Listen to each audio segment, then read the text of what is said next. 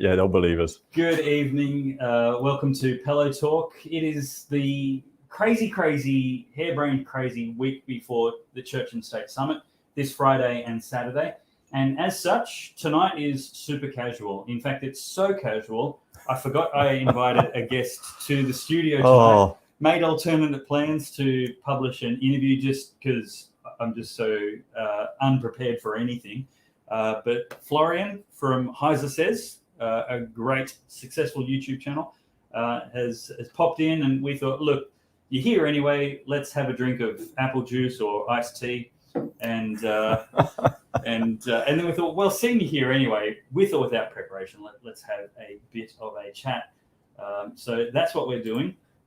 And Florian, thank you so much for coming along, and thank you for being so gracious in the complete ignorance of me forgetting you. Well, I feel real heartbroken. I'm not special at all, but I'm used to that. Thank you for inviting me, and thank you for this finely aged apple juice. It's going down quite smoothly. Yes, it is.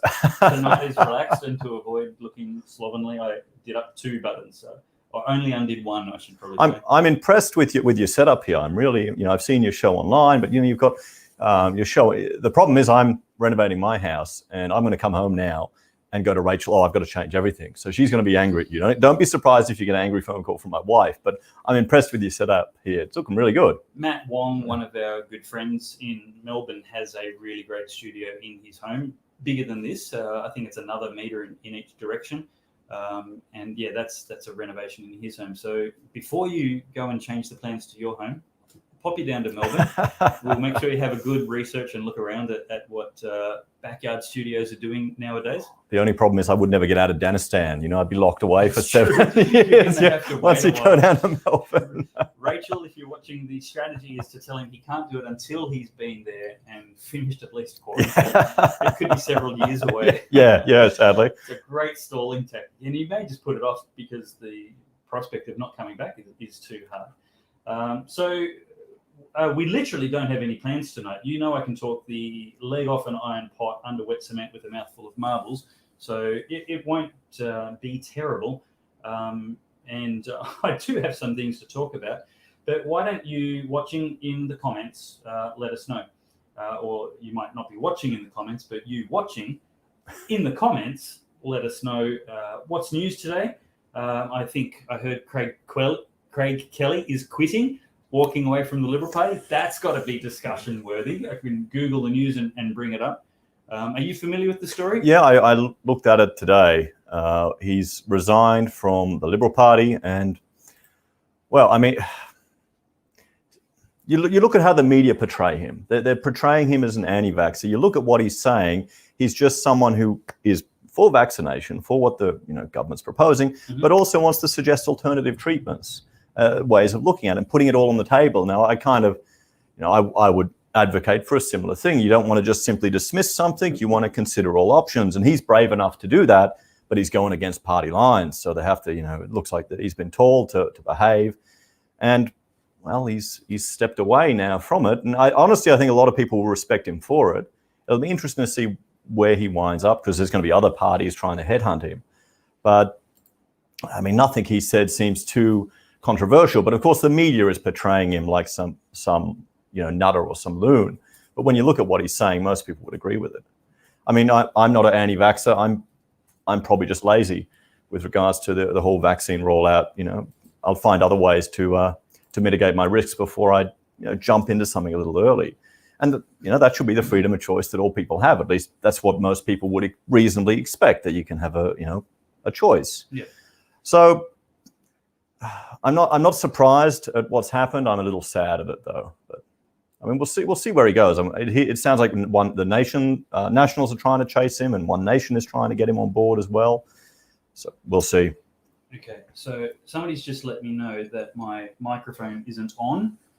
So you keep talking, and I will pop away. That is how relaxed we are tonight. Okay. Have I got your spelling and name correct? You have. You've got me perfectly right. Yep, that's all good. It's all good. So I'll just talk to everyone there. How you all going, guys? I'm going to tell you a secret. This isn't apple juice. So it's it's interesting. Well, one thing that I've noticed that because when we met years ago, it was quite early in my my journey into Christianity, because I'd come from being an atheist, and for me that was early in my stages, and it was quite probably naive for me to realize how little political activity there is in a lot of religions here and churches here in Australia. A lot of people are just as apathetic in the churches as average Australians. I think a lot of Australians are very, she'll be right, mate, I'll just vote for the same party, or I won't get involved, or I'll leave it for someone else.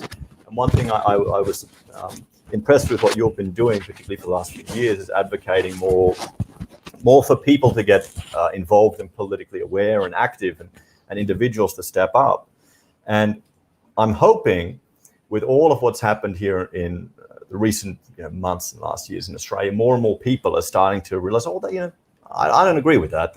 That's not quite right. I mean, I'm a normal person. Why is this happening and I don't agree with this? Mm-hmm. So maybe I'm being naive. Maybe I'm seeing a silver lining.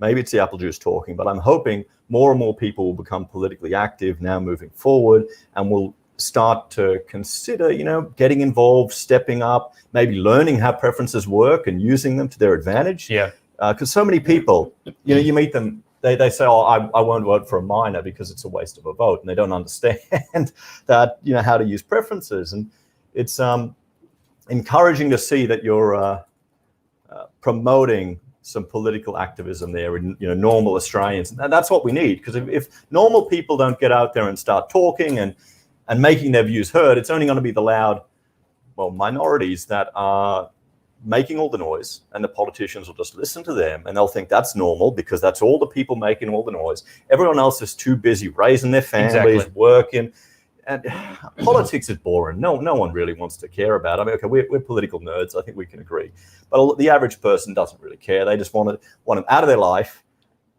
do their own thing, and get on with their lives. I wasn't a political nerd. My entry into politics was a thought that maybe I might like to be on some boards and maybe even get paid for governance experience. And the advice I got at the time was, one of the things you have to have is experience. And I just got invited to be on the committee of the local LNP branch and help organise for that. And I thought, okay, well, that's probably a toe in the water, shallow end of the pool, but good place to start. That's actually how I got interested. My preconception of political branches and parties was it was a place for political nerds, and for people far intellectually superior to me, and I might not be able to keep up with the caliber of conversation. And lo and behold, I went along to my local LNP branch meeting, and it was more like a Rotary Club or a knitting circle. It was so boring, dead set boring. And that's my encouragement to everybody, is it's an average person, every man kind of meeting of people. And you just happen to be like-minded on a lot of topics. I can remember at one meeting, we were actually discussing the price of postage. It was tearing my hair out. Like, come on, guys, this isn't what we're trying to fix with the world. And what, like an old school email? Well, that's right, old school email. You just aged yourself here. Well, this would have been a good 10 years ago. Might have been 2010, 2011. I'd been in for a couple of years before the 2012 election. By that time, I was chairman of the branch and then campaign director, and that was a really great experience. Before I left, went into the wilderness, got invited to join Family First, which is where you and I met when you were a candidate. But the preconception that politics is for elites makes it true. It's unfortunately true. And the way to change my local branch was to get involved. And then when I was branch chairman, I'd just invite business leaders from the community, the guy who owns the local driving school and other people, get them to come in and say, hey, what are the policies that are making your life worse? What are the policies that would make your life easier? And so we'd have a different guest speaker every month, and more people started coming to the meetings, and it went well. So Justin Robinson says, "G'day champions, here's a question for you. Have you noticed since COVID and vaccine, etc., we have heard nothing on Islamic terrorism?" That is such a good point. It was the dominant issue 10 years ago. Well, isn't it in the news now? Apparently right-wing terrorism is the big issue. That's why. It's because it's all the right-wingers. You know, the 5 people that are LARPing in a bloody campground down in Victoria, they're the biggest threat to the nation right there. I mean, yeah, that's all you hear about. And President Trump asking people to march in a political protest to the political capital. That's obviously terrorism.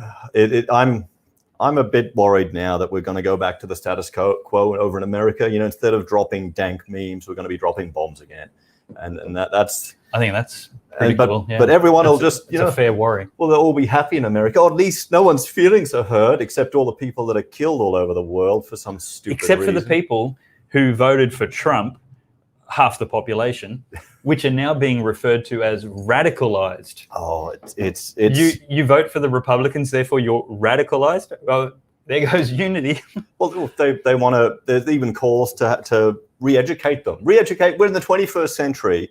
In America, people are calling for re-education camps. This is terrifying that this is publicly out there. And these are elected officials and you know, celebrities that no one pays attention to anyway. Yeah. So, I mean, that alone, it's just, don't people know enough history to know where this type of talk and rhetoric leads to? That's the question. And I think the only way they get away with it is because most people are just chilling and trying to get along with their lives. So yeah, I'm hoping more activity will kind of quench that, will quell that. But, you know. Well, I don't think Islamic terrorism has gone away. It's been pretty consistent since 633 AD.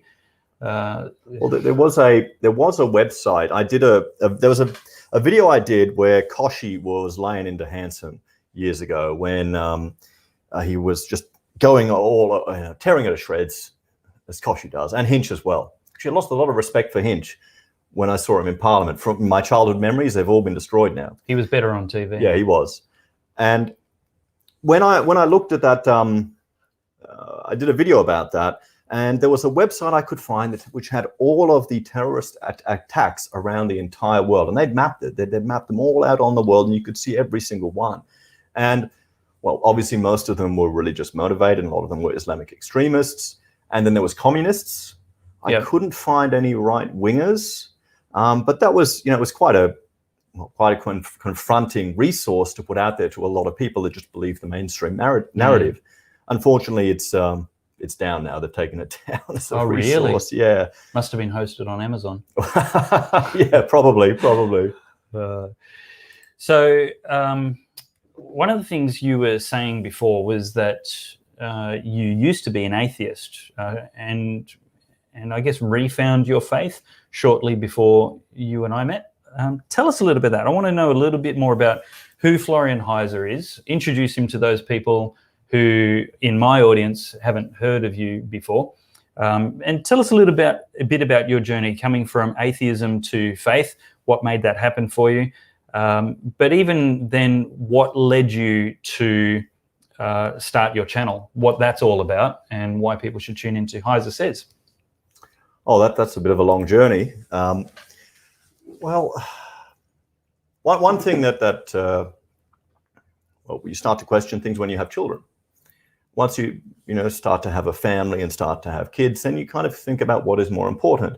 And that led me to look at, I started reading the Bible. I was reading scripture every day. I was talking to my wife about it. I was talking to my father-in-law about it. He's an ex-pastor as well. So we'd get drunk and have lots of interesting discussions. I think one of the few times he actually drinks is when he's instructed to as part of his evangelization process. So not too often, or at least that's what he tells me. He could be wrong.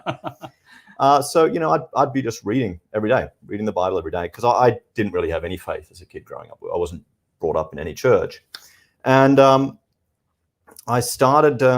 You get through half the Bible, and then you start going into different churches and looking around, and you'd feel the Holy Spirit at different ones, and you'd be going to a happy clappy church, you'd be going to a Lutheran church, you'd be going to a different version of a happy clappy church, you'd be going to a Catholic church. Yep. So I'd be going all around to these different ones just to see. And while I was also doing it, I was watching a lot of YouTube videos of all the different, what you call them, sometimes homilies, sometimes sermons, different type of things. So I was discovering, I was watching even some Mormon stuff. I was watching a whole lot, and it was quite interesting. And my wife was kind of along for the ride. And because she married an atheist, she was a pastor's kid. Okay. I think that's what they call them. And, yep. and I was her rebellion. PK. PK, yeah. I'm not up with all the lingo, And from there, then we started going to all of them, and I was reading, and I actually had a vision. I woke up in the middle of the night. Wow. I was overcome throughout my whole body with a sensation which I wasn't familiar with, which now I realize is the Holy Spirit. And I was instructed, you will see me again the next time. And because I'd been going to all these different churches, and I'd been having the same feeling everywhere. You'd be going to a little place in Logan up above a warehouse there with a bunch of pastors starting up a little church, and you get all these people, and you'd sense it there. You'd be going to another little church, and it's the same thing.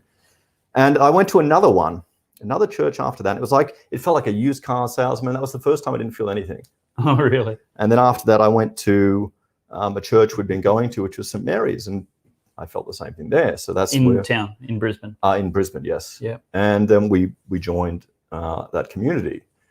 And what I find is interesting, there we found, they needed our help because we're architects. So we could come in and we could provide for them. We could help them with their church, and we could make friends and that type of thing. And it's just grown from there. Brilliant. And the channel, it kind of came about where, business, we'd had a big project, it fell through. So I scaled back the business, and I was working from home, and I thought, because before I'd had staff, I'd have a whole team, and I'd read the news, and of course I would prattle on to them about what's this going on here, and yada yada yada. Getting angry and upset, and they'd have to listen to me because you're the boss paying the checks. Of course, they'd give it back to me, but still. So then I started, doing it on YouTube, and I enjoy it. It's fun. I'm going to look at the news anyway, and I discuss it.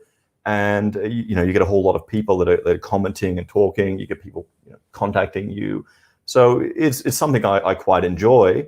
I'm hoping I can, if I could get a few messages out to people. One would be financial independence, because I think here in Australia we've got no financial literacy in this country. Every time you look at an article about ABC, they're writing about some poor victim that has no money, that's doing it tough, and it's never even mentioned the idea of having an emergency fund, never having a rainy day fund. That doesn't even seem to be part of the education system anymore. I've taught my kids in high school that their $500 bank balance should be treated as zero.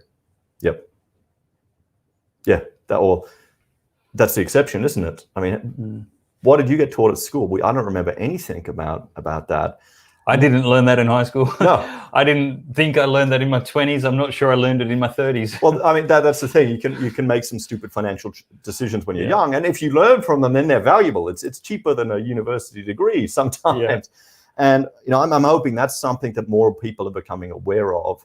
And I mean, because I talk a lot about the economy. I talk a lot about property. And what I've started to realize is just with housing here in this country, Australians are obsessed with housing. Our politicians are obsessed with housing, and they're just pumping it. They're just pumping that industry. Because as an architect, you'd see how much these things are built, and I'm thinking, why is it costing so much to sell, an apartment in a tower which costs hardly a third of that to build?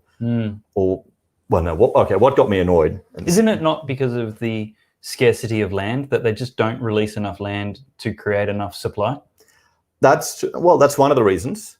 It's also all of the regulations and burdens they put on you when you're building. I mean, you've got to get an energy assessment report. You've got to pay for long service leave for all the workers. You've got to have all of these insulation requirements in your buildings. You've got to jump through this hoop, this hoop, this hoop. So I'm living in a 100-year-old Queenslander, and it doesn't have any of the requirements that a contemporary building would be. And bit by bit, these little things may not sound like they're such a, increasing cost, 2,000 here, 5,000 here, 10,000 here. But overall, it really blows up and it increases the cost. Death by 1,000 regulations. Yeah. And then you throw negative gearing onto that, where we're all taxed to the hilt in this country, and every man and his dog will buy a property, run at a loss, and then that means more people, to mitigate their tax, and that drives up the... People run a loss deliberately? Negative gearing. They're running these properties, claiming the cost of the interest pretty much on it. And they'll do one after the other to mitigate their tax, and that increases the demand for these type of investment properties. So it's just the snowball effect. But long term, that means, why would you start a business here in Australia? Why would you employ someone here in Australia when you just chuck it in a house, sit on it for 5 years? If the economy looks a bit shaky, the government will just pump another home builder scheme out, or will throw more stimulus out at it. Where's the confidence in trying to deal with all the regular, the regulations, the red tape, and all the other pain you have to drum through as a businessman? So this is Florian Heise, and the title on the screen, Heise Says, is his brand, his YouTube channel. Do you also stream to other platforms? Are you on Facebook, Twitter, Instagram? Mainly on YouTube. Okay. I've got a library account, an Odyssey account, and a BitChute account with the alternative platforms. I've got mainly on the YouTube channel though. I mean, that's where all the traffic is. Yeah. With they've got the... While we're allowed to be there, we should be, and it's inevitable that one day we won't be. Well, yeah, I mean that's people get upset about the deplatforming on YouTube, but you got to understand politics. It's such a tiny fraction for them. When a makeup channel can make millions upon millions of views, that's where the money is. I think one of the most popular channels is a kid unwrapping presents. Yeah, I want to get my children building Lego on YouTube. You can make a living doing that. Yeah, it's brilliant. All right, let's have a look at some of the comments. I actually want to talk about this one that Daniel said recently. Justin said he agrees, but that was a while ago, so I'm sorry I can't remember what you agree with, Justin, but thank you for agreeing. So there we go. There's probably some private chats going on. This is a good topic. Daniel Shepherd asks, the free-thinking conservatives like Craig Kelly, Cory Bernardi, Bob Day, Lyle Shelton, should they not be starting in the Liberal Party? Maybe you mean staying in the Liberal Party. But only so many, very few, can ever be successfully elected if they stand as independents, even after the public profile of being elected as a Liberal. So is starting a new party or standing as an independent of little use?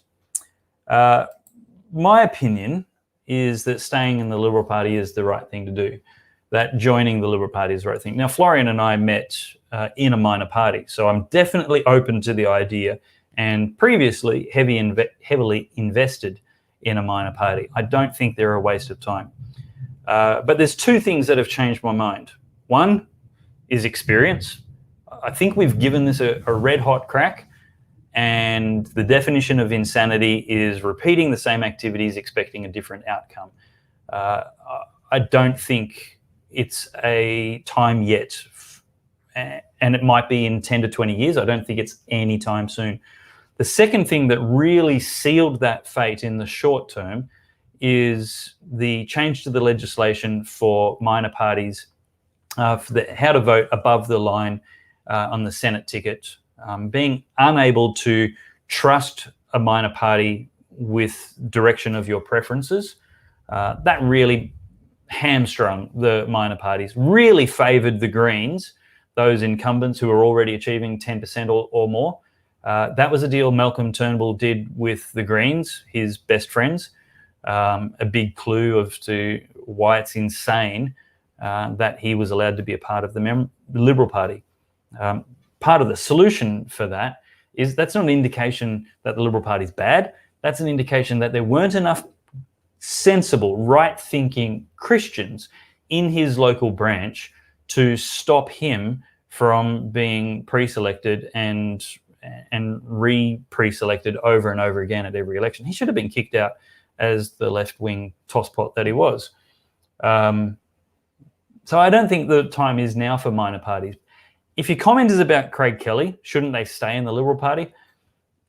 I think, there's only so much a man can take before it's going to cost him his character And so he's probably said more and had more effect by leaving. I have no doubt that he thought long and hard about this, and this was not a tantrum. And that's why he played nice when the Prime Minister hauled him in the other day and took till now to say, look, I can't in good conscience follow your leadership anymore because that would be dishonest and a disservice to you.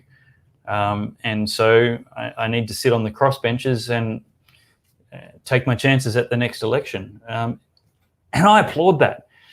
That is what I live for.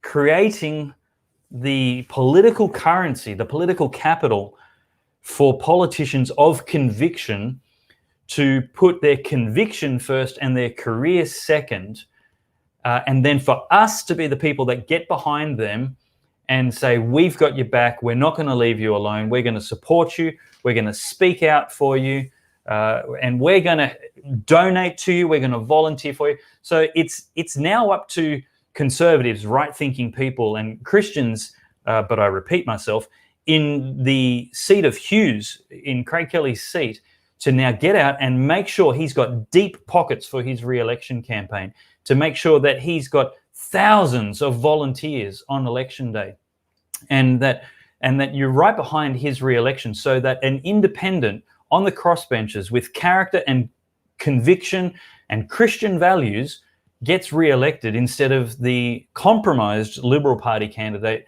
that they pre-select in Craig Kelly's place at the next federal election.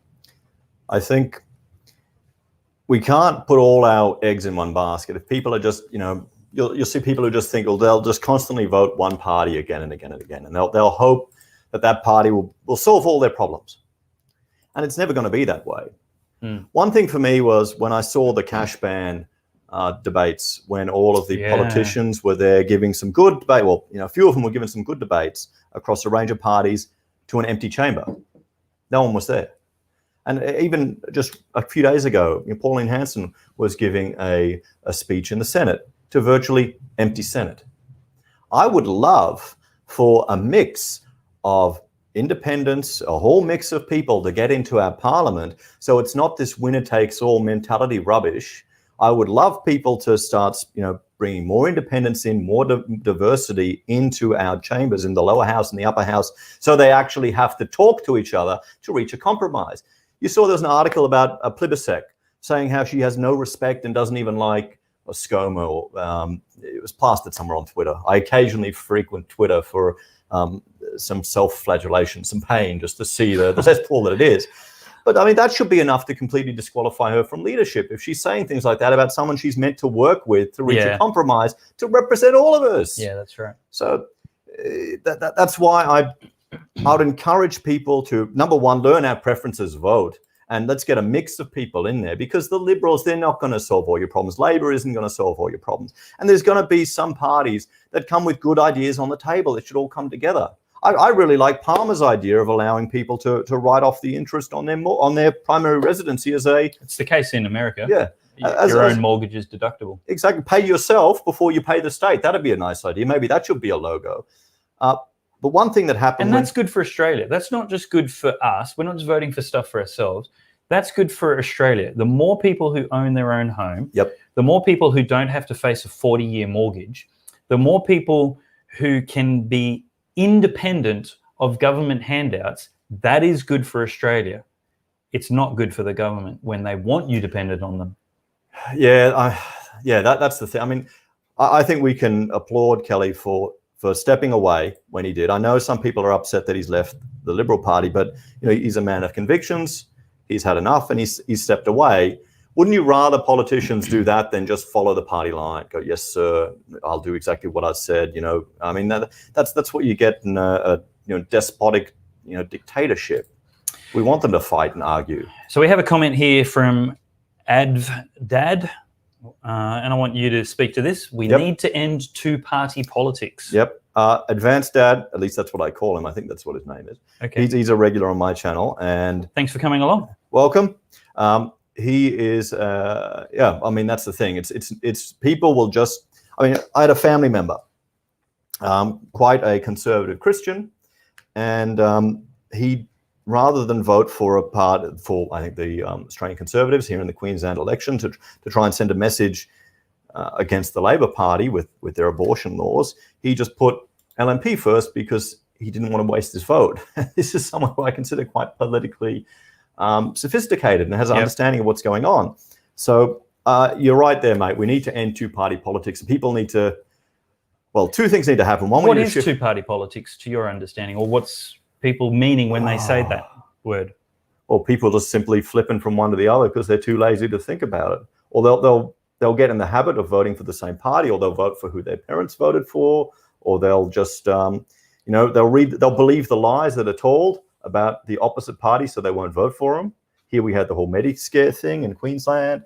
I mean, it's shocking, some of the stuff that comes out. He's taking a drink. Quick! Oh, it's sorry. you, Wait, Dave. It's you, Dave. Yep, yeah. I'm trying to queue up a video for a little break. Oh, we're so well organized here. I love it. It's good. This is authentic, though. Authentic YouTube. It builds your audience rapport. They want to see the real you. Well, you may see a dog running around. We may lose power. We've got thunderstorms over here, and my house needs rewiring. What, you don't have solar panels? They don't work at night? I do have solar panels. Why aren't they working at night? That's the problem. You may have heard the air conditioner when we first started, because we just, like I said at the beginning, if you've just joined us, it's a couple of days away from the Church and State Summit, and I am ready to put that little thing on the screen. A couple of days away from the Church and State Summit, which is an annual conference that I run for Christians. My number one goal, if there's something I would like to have achieved before I leave this world, it would be to help more Christians be more informed and more involved in politics. And if that word offends you, call it the public square or even culture. But Jesus called us to be salt and light. That is adding a flavor and being illuminating and revealing. And that is something that he asked of all of us. He also told us to love our neighbors. And that's the right reason to get involved in politics. If you're doing it because you want a tax-deductible mortgage, wrong reason. If you're doing it because you want more of your neighbors to have financial security and housing stability, that's a good reason. So get involved in policy discussions, whether or not you're a Christian, because you care about your nation and those people in it. And so the Church and State Summit is all about that. And everything I do in between Church and State Summits are about that. But if you keep covering me for a couple of seconds, I'll I thought grab that one of the trailers. I thought that was quite unusual, that people wouldn't talk about politics at church, or you wouldn't have a pastor coming up and saying, okay, this is why you shouldn't vote for this party. Why are Christians voting for Labor here in Queensland when they want to have full-term abortions? I couldn't understand. And that was a bit of that's kind of what actually led me to run back in the day, because I wanted to vote for a party that had a pro-life platform. And I was shocked that people weren't taking that into account in their political decisions, or people weren't telling them, okay, you've got a party here that wants to, go completely against what our religion stands for. Why are you voting for them? But I guess people don't want to hurt anyone's feelings. Yeah, is that the risk? Maybe they don't want the donations or to drop off, or maybe I'm being too cynical. It's the apple juice. It has to be apple juice. I'm trying to share this with audio, but it won't unless I'm doing it in the same. Well, I'll keep prattling on then and talking about. Keep covering me. I'll keep covering you. So this is a nice fine. Oh wait, it's nearly gone. I'm sorry about that. But no, so it's interesting to see.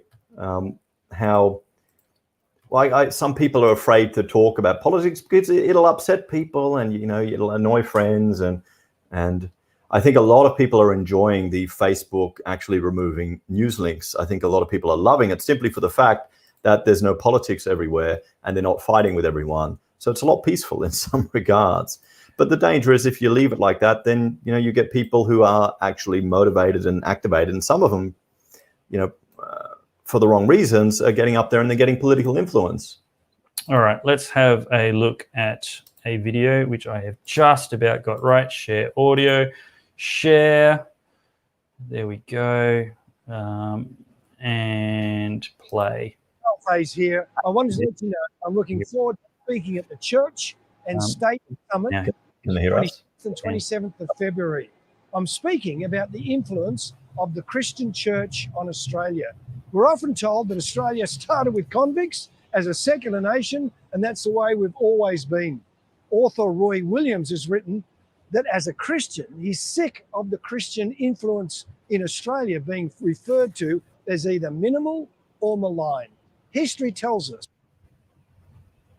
that this is not the case, that faith runs deep in our nation. Join me, either in person or online, as we explore this topic at the Church and State Summit in February. All right, back to us. Oh, there we go. So many tabs to switch between. You're doing a really good job. I'm impressed. You know, organizing all the cameras yourself. This is my video. It's pretty good, right? There is Well, a it's great a little need boring. for Can't you do something like donations. this? Actually, if you'd like to support The Good Well, Source, a Pellowe logo Talk, for my my show, coffee is part of a business. platform called The Good Source. And The Good Sure, Source but the video is still looks a little basic. helping Let me show you produce what people really want to video see. content like this from multiple independent voices, right of Stalin in the Australian media space, because we actually are the solution to the echo chamber. The solution is to provide the alternative narrative. Some people, I think somewhat insincerely or at least unintelligently, accuse us of being an echo chamber, just another one, because Look, I get it. we don't You've have got a great expensive deal of video, but not all of us can afford to pay disagreement thousands of dollars for high-end between us. videos and But animated I actually and all the rest resist of that, it. and I think that's not Our even business to fair, run. let Look, alone accurate, Maybe you don't because need to spend thousands on a video. everybody Maybe you don't knows even the need to other spend side of the argument. $100 on a video. Everybody knows videos, the you can leftist create any narrative, kind of the video for any Marxist type of business agenda for just a behind one-time what's payment. going on. You just have to watch mainstream media to hear them. It's Oh, not so like their all that voices cool aren't content in you your create head when you're hardly listening cost to you us. anything. We are the Exactly. people putting Come the on, and I'll show you how balance it back works. into the debate by You don't being need a designer. You don't independent need an animator, contributors. and How you can don't people need to run contribute any to Heise software. Says? You drag, Oh, you I mean, drop, they can you simply pick watch some the channel. colors, and that's it. Watch Yeah. it, share it. It's all on Subscribe, the share cloud, it, and you just get it out download there. an MP4 We're nearly so at it works with 30,000. every video Wow. editing We need to get a few software. more It's a subscribers. huge discount if you So buy not through bad this for ad. a And much look, less and impressive this. setup than you've got Yeah. here. It's all about the content. I literally just have my standing desk, so between working, I'll just pump out a video. I remember your standing desk from when I visited your office. Oh yeah. Well, these chairs cost money. Each chair's $500. If you got 10 staff, that's $5,000, and then they'll whinge because they want a nice chair. So I mean, it's So for lumbar chairs support. are totally forbidden. And the reason Verboten. I love Don't worry. doodling is because Here's I a have funny to story. try and I, educate clients, and it's we a have lot standing more desks at fun my and easier to office, do and it what I using did doodling. was I Hi, had I'm Ray a Callan, and in this video, one of the I'm gonna show you requirements how for when you any- started working was you had to adjust your desk. So, and it was plywood. It wasn't, when we're saying standing desk, we're not saying a fancy, $2,000 desk. We're talking plywood screwed into another piece of plywood at the height you had. So the test was, you were handed a saw, a drill, and some screws, and you had to adjust it to the height that you wanted. And I swear, there was one guy we hired. He was standing out the front of the shop with a power saw up in the air, trying to cut a piece of timber like that. He didn't make a very good draftsperson when he was trying to do that. Thank you to the people who let us know the video was still running in the background. Apologies. Hope you were able to decipher our conversation until I turned that off. Daniel Hillier says, I missed the start, and this might have been discussed, but as a Family First candidate, Florian, did you join the Australian Conservatives, and which party would you most closely align with now? I didn't join the Conservatives. And which party would I most closely align with now? Well, don't go on too fast. You didn't join the Conservatives. Yes, I didn't. Why not? I was exhausted. I mean, You we worked really hard for your campaign. We ran it out of my office. I asked Rachel, and Rachel said yes, my wife. She said, yes, you could run if you don't run for one of the major two parties, because then you might get elected. So she said, yeah, you could run for a minor. And I had an assistant that we'd hired for other work at the office. So she was manning the voting booth. And we drove around on the night to put signs up. You know how you actually printed, I think you organized it. This is the first time I came to your place, was to get my call flutes. It's a secret where I live. Don't tell anybody. Yeah, of course it is a secret location. Heart of Brisbane CBD. Oh, yeah, that's it. It's on the top of a tower somewhere, I think. Yeah. The basement of St. Mary's. Yes, that's it. A bomb shelter.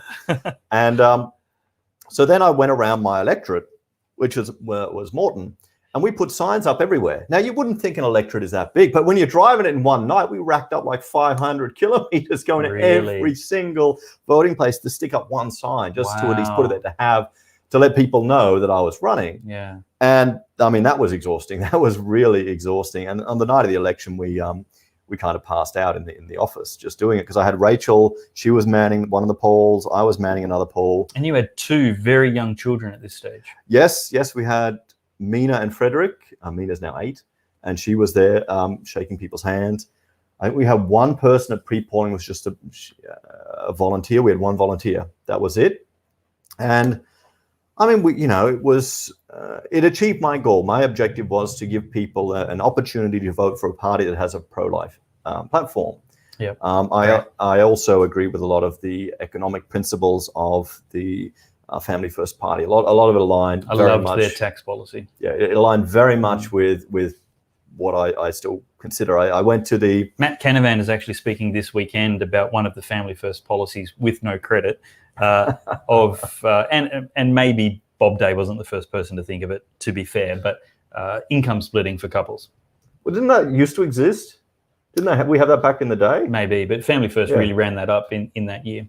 They really it makes common sense, but I mean, in some ways you could argue that's a strategy to destroy the traditional family, because 100%. It's a bit of a luxury having a partner staying at home. It's incredibly Marxist. The woman must work, get out of the home and get back into the workforce, be industrial and contribute to the productivity of the nation. Well, Rachel works. Is a housewife, but also works on projects at home too. So she's got the worst of both worlds, really. Or the best. Yeah, that's it. The best. Yes, the best. She doesn't work all the time. I'm not that horrible. So, I mean, we ran a pretty good campaign. I think we got I did one interview. What was interesting was the debate, because we all got up there on a debate, and the Green woman, she was a viper. She didn't like me at all, of course. We had the LNP and the LDP. They were running as well. Making the right enemies. That's it. This is one of the things I love doing, is counting my enemies. And the more noxious and toxic and leftist you are, the more happy you make me feel when you attack me. I love it. Saturday, I had the Noosa Temple of Satan come out and attack me. I'm like, fantastic. Satanists are hating me. I am right on target. Well, there's a Temple of Satan. Well, yeah, actually, it's news. I'm not surprised. It was either that or Nimbin. Yeah, they're all stoned in Nimbin. They couldn't make the journey. I mean, that's probably un-PC these days. Sorry to the Christians and conservatives in Nimbin. Your presence is valued there. Are there any left? Oh, if you're in Nimbin, please say hello before you turn off. Talk in the chats. But yeah, you were burned out. So you didn't want to go into conservatives? No, I didn't. I mean, the Family First brand had a level of recognition, and I was one thing I thought, okay, when they lost that, they're going to lose a whole lot of people, because it's no different to. It's the apathy of a lot of Australians, a lot of voters. Yeah. They'll just keep going for the same one. So there's some recognition there, and it's their mission statement was very clear in their name. South Australia and Queensland, the brand was strong. Yep. Victoria, it was okay. Every other state, it was abysmal. Really? It wasn't a national brand. Australian Christians are a identical party in Western Australia. Very strong branding over there. It made sense for us to give all our preferences to them and make them number one in Western Australia, the party to hold the majors accountable. Yep. In Queensland, South Australia, it was Family First. But yeah, I think the Conservatives had the opportunity to be a national brand, which is, I guess, my reasoning for throwing in with them at first. Was there anything about the party other than, was it mostly that you were just exhausted? I was exhausted, and I mean, we were also, I'm just thinking back then, we were growing our family and our business. I mean, then we had 2 kids. Now we've got 5. Wow. So it's So been quite a journey over the last few years. You know, we bought a house that we bought it, and I had an engineer look at it, and he said, "You got 1 year before it falls over." So that's 7 years ago, and now we're finally fixing it. That's the old story. So I mean, we've had a lot on in the last few years. Yeah. And you know, which party? I wouldn't actually align with a party now more these days, because they're all going to disappoint me one way or another. To be honest, 100%. I would more advocate that people look at the candidates in your local area and throw your vote, even if you don't think they've got a chance of getting in. Use your preferences, support even, you know, a minor if they're representing something that you advocate for, that you would be happy to get up there. More so in the Senate too than in your local seat. That's what I would encourage people for. I mean, even if we have a mix in the houses, that's what I would hope for, because if you put all your hope in one party, you're going to get disappointed, because it's no different than anything else with a bunch of people in it. Yeah. So let's have a look at some more comments. So we started with I didn't really advanced. answer that one. No, you did. You did well. And the answer is no party. Yeah, no And party. I say the same. I say the same. I am not loyal to any party or politician or even a platform. As a Christian, this is my conviction, is that we need to be 100% loyal to Jesus Christ, to God, and that's it. And so I am an undecided voter, and I encourage you to be an undecided voter. If you can't say you're religiously devout and hold the Bible as authoritative for your life and for a flourishing society, then pursue justice and truth, and let that be your guide, and let that be your compass, and be an undecided voter. And then come election time, you choose what you think are the major issues facing our country, and in your electorate, you find a candidate who will support those issues. Now, for me, I'm with Florian. Life is the deal breaker issue until we end any such thing as a pro-abortion candidate. We did it in the 1700s, 1800s. We abolished slavery. It took a generation, but the Church of England was heavily invested in in plantations where slave labor was the key source of labor. Slavery was entrenched and as socially acceptable as abortion is now. And over a generation, not an election cycle, you have to have an appetite for patience. Over a generation, it was progressively ratcheted back until slavery was abolished, and now try and find me a pro-slavery candidate. Well, that's what I want. That's what I want for my generation. You're right on the money there. It's a slow boil. I mean, the left have done the march through the institutions for decades, and that's why they've gotten that's why people are talking about democratic socialism like it isn't insane these days, because they've worked hard. Which is only socialism you voted for. Well, yeah, I mean, before you have to get the rifles to shoot your way out. Instead of revolutionary socialism. Yeah, that's it. It's the slower burn of it. They've learned. They've stuffed up the first time. So, I mean, you're right there. It has to be a slow change. And some people can get disheartened because they can feel like they're making no progress. I mean, one thing with the abortion that we've had a personal experience with, our last child, he was born with Down syndrome. Wow. And we went and did the test, because they test every child here in Australia, in Queensland. They do a prenatal test, with the ultrasound. They'll scan for the amount of liquid at the back of the neck. Okay. And then they'll give you an invasive test later on. But you're talking like 15 weeks in. So when people are saying a 2-week abortion for a medical condition or for Downs, this is like 15 weeks in. And then what's even sadder in some regards is then when you have the baby and he's going around doing all these things, he's getting annoyed by his siblings. He's a normal kid. He may be a bit slower than other children. He may not be. How old is he now? He's 8 months. Okay. Yes. Or 10 months. Rachel's not watching. I won't get in trouble. One thing that was surprised me was they don't have the muscle fibers of normal people. That's why a lot of the strength isn't there. So they have to work a lot harder to move around. But other than that, he's a normal, happy little child.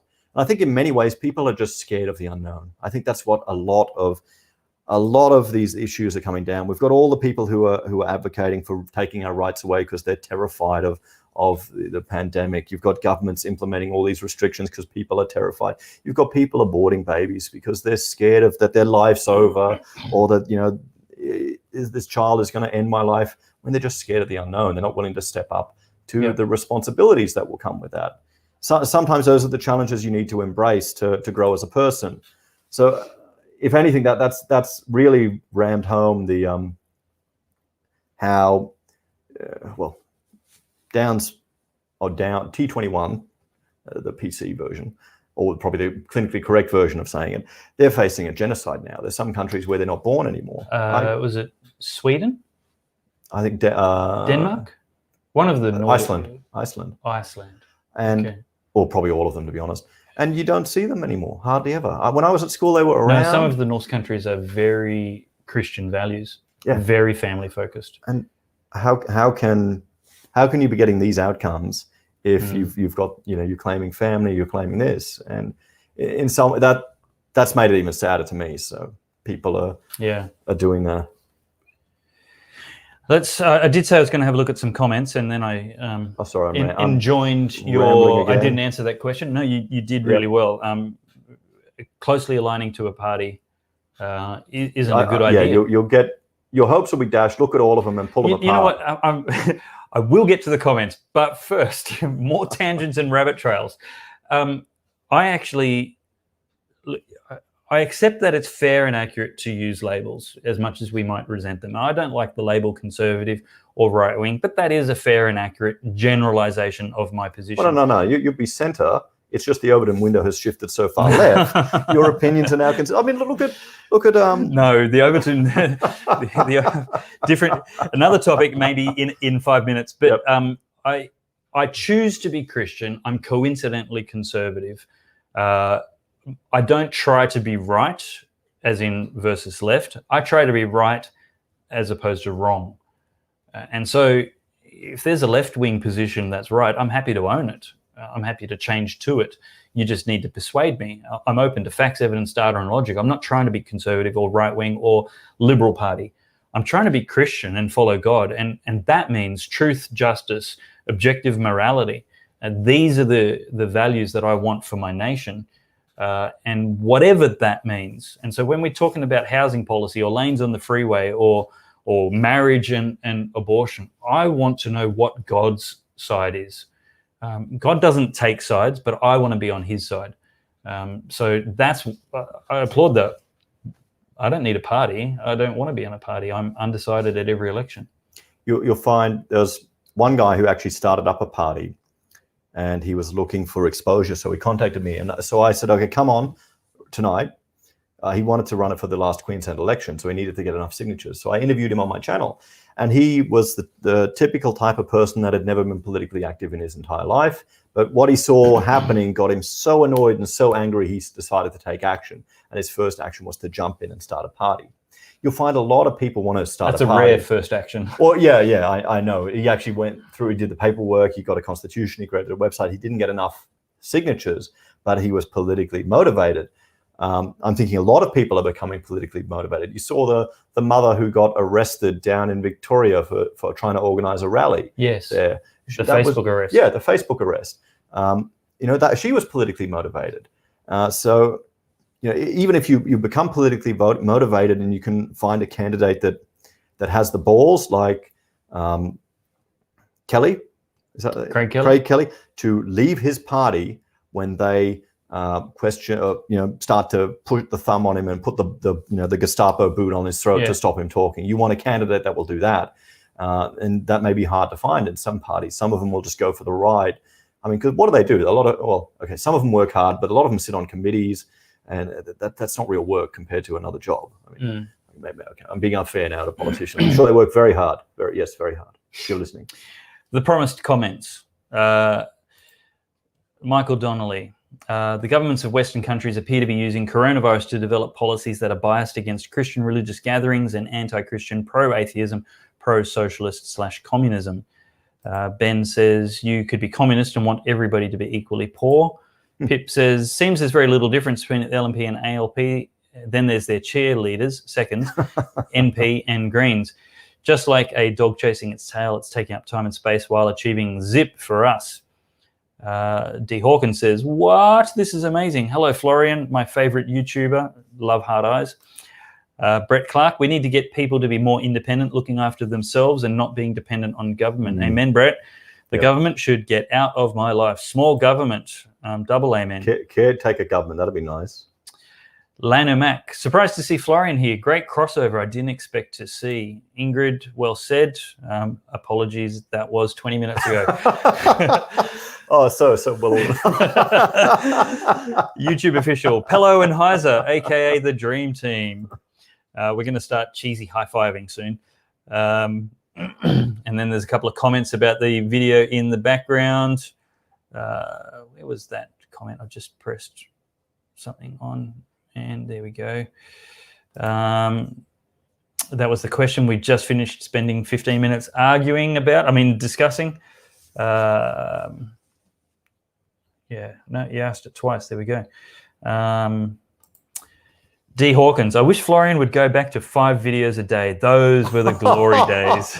You talk to Rachel, okay? Ask Rachel. Yeah, that's. I tried a YouTube experiment. We're doing the shorts. Yeah. You know, these little 1-minute videos. Okay, great. It failed.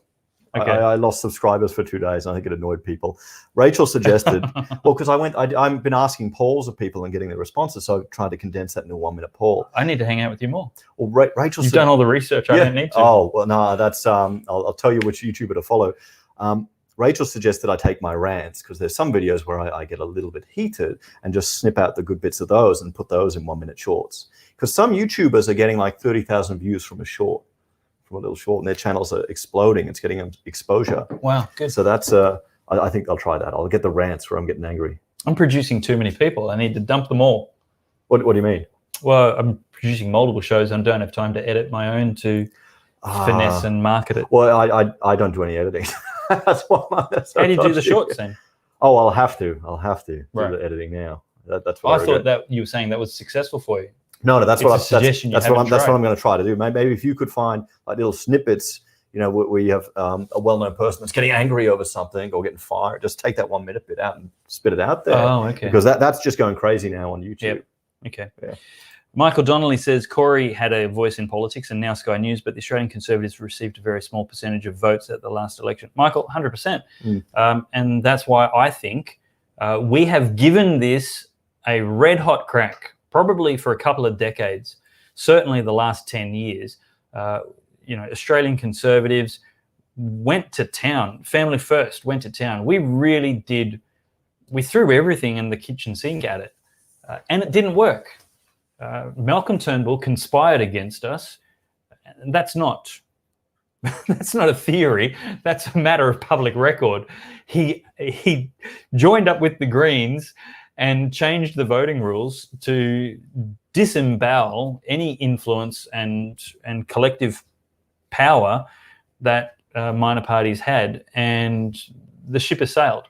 So we either need to change the voting rules back to enable uninformed, uninterested, lazy voters to delegate their power of preference flows to their preferred party, which I think is legitimate and fine. If you trust the party to choose your preferences for you, that's a valid decision. I don't think it's your best decision. I think it's a lazy decision, but most people were making it. And, I know as far as Family First preferences were concerned, we did our best to maximize the influence of our supporters. And that wasn't always the most perfect meshing of values. It was about maximizing influence. What can we do with horse trading to get better policy outcomes? And so sometimes that wouldn't look like we're preferencing first, second, and third, the people first, second, and third closest to us. Sometimes it would look like we're going to achieve this negotiation behind the scenes to achieve a preferred outcome in policy and legislation for you by preferencing our third or fourth. We preferenced the Glenn Lazarus party at one stage. Okay. Not a great alignment on values, but a great outcome for people who wanted legislative outcomes for us. And And that's something that's hard to explain, and I don't want to get, I guess, bogged down in that. But again, if people want to trust you to take the power of their influence and use it for political negotiations, that is a power that is very useful to minor party supporters.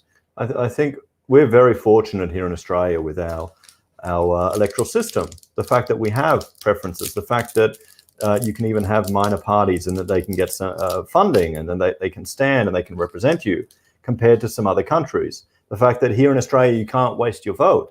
The biggest challenge is... Well said. Yeah. The biggest challenge is getting people riled up and excited. Because, I mean, okay, you get the hot dog. I remember when I was standing to vote and some guy was saying, oh, it's pointless. You know, the rich just get richer, the poor just get poorer. And it's sad hearing that stuff. Which is ignorant. Well, people are giving up. You don't want people to give up and have no hope, because then the standard two will win. It's going to be the same back and forth over and over again. Yep. That's not what you want. D. Hawkins says, I never knew you ran as a Family First candidate. There you go. Is that one of your regulars? Yes. How are you going? Welcome.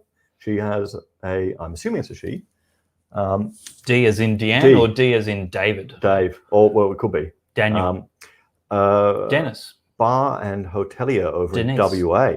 Oh, It's interesting Sandgroper. hearing some of the stories there of just trying to get staff and how hard it can be. Yeah. There with Blessed job seeker. well, a number of people want cashies.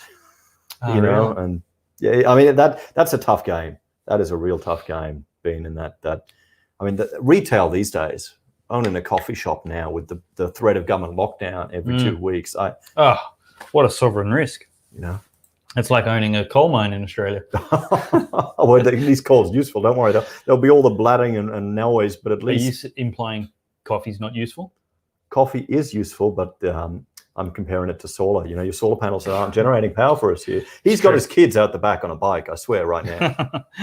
Daniel Shepherd says, quote, only if you stand for a minor party, because then you won't get elected, end quote. Rolling on the floor, laughing, tear face.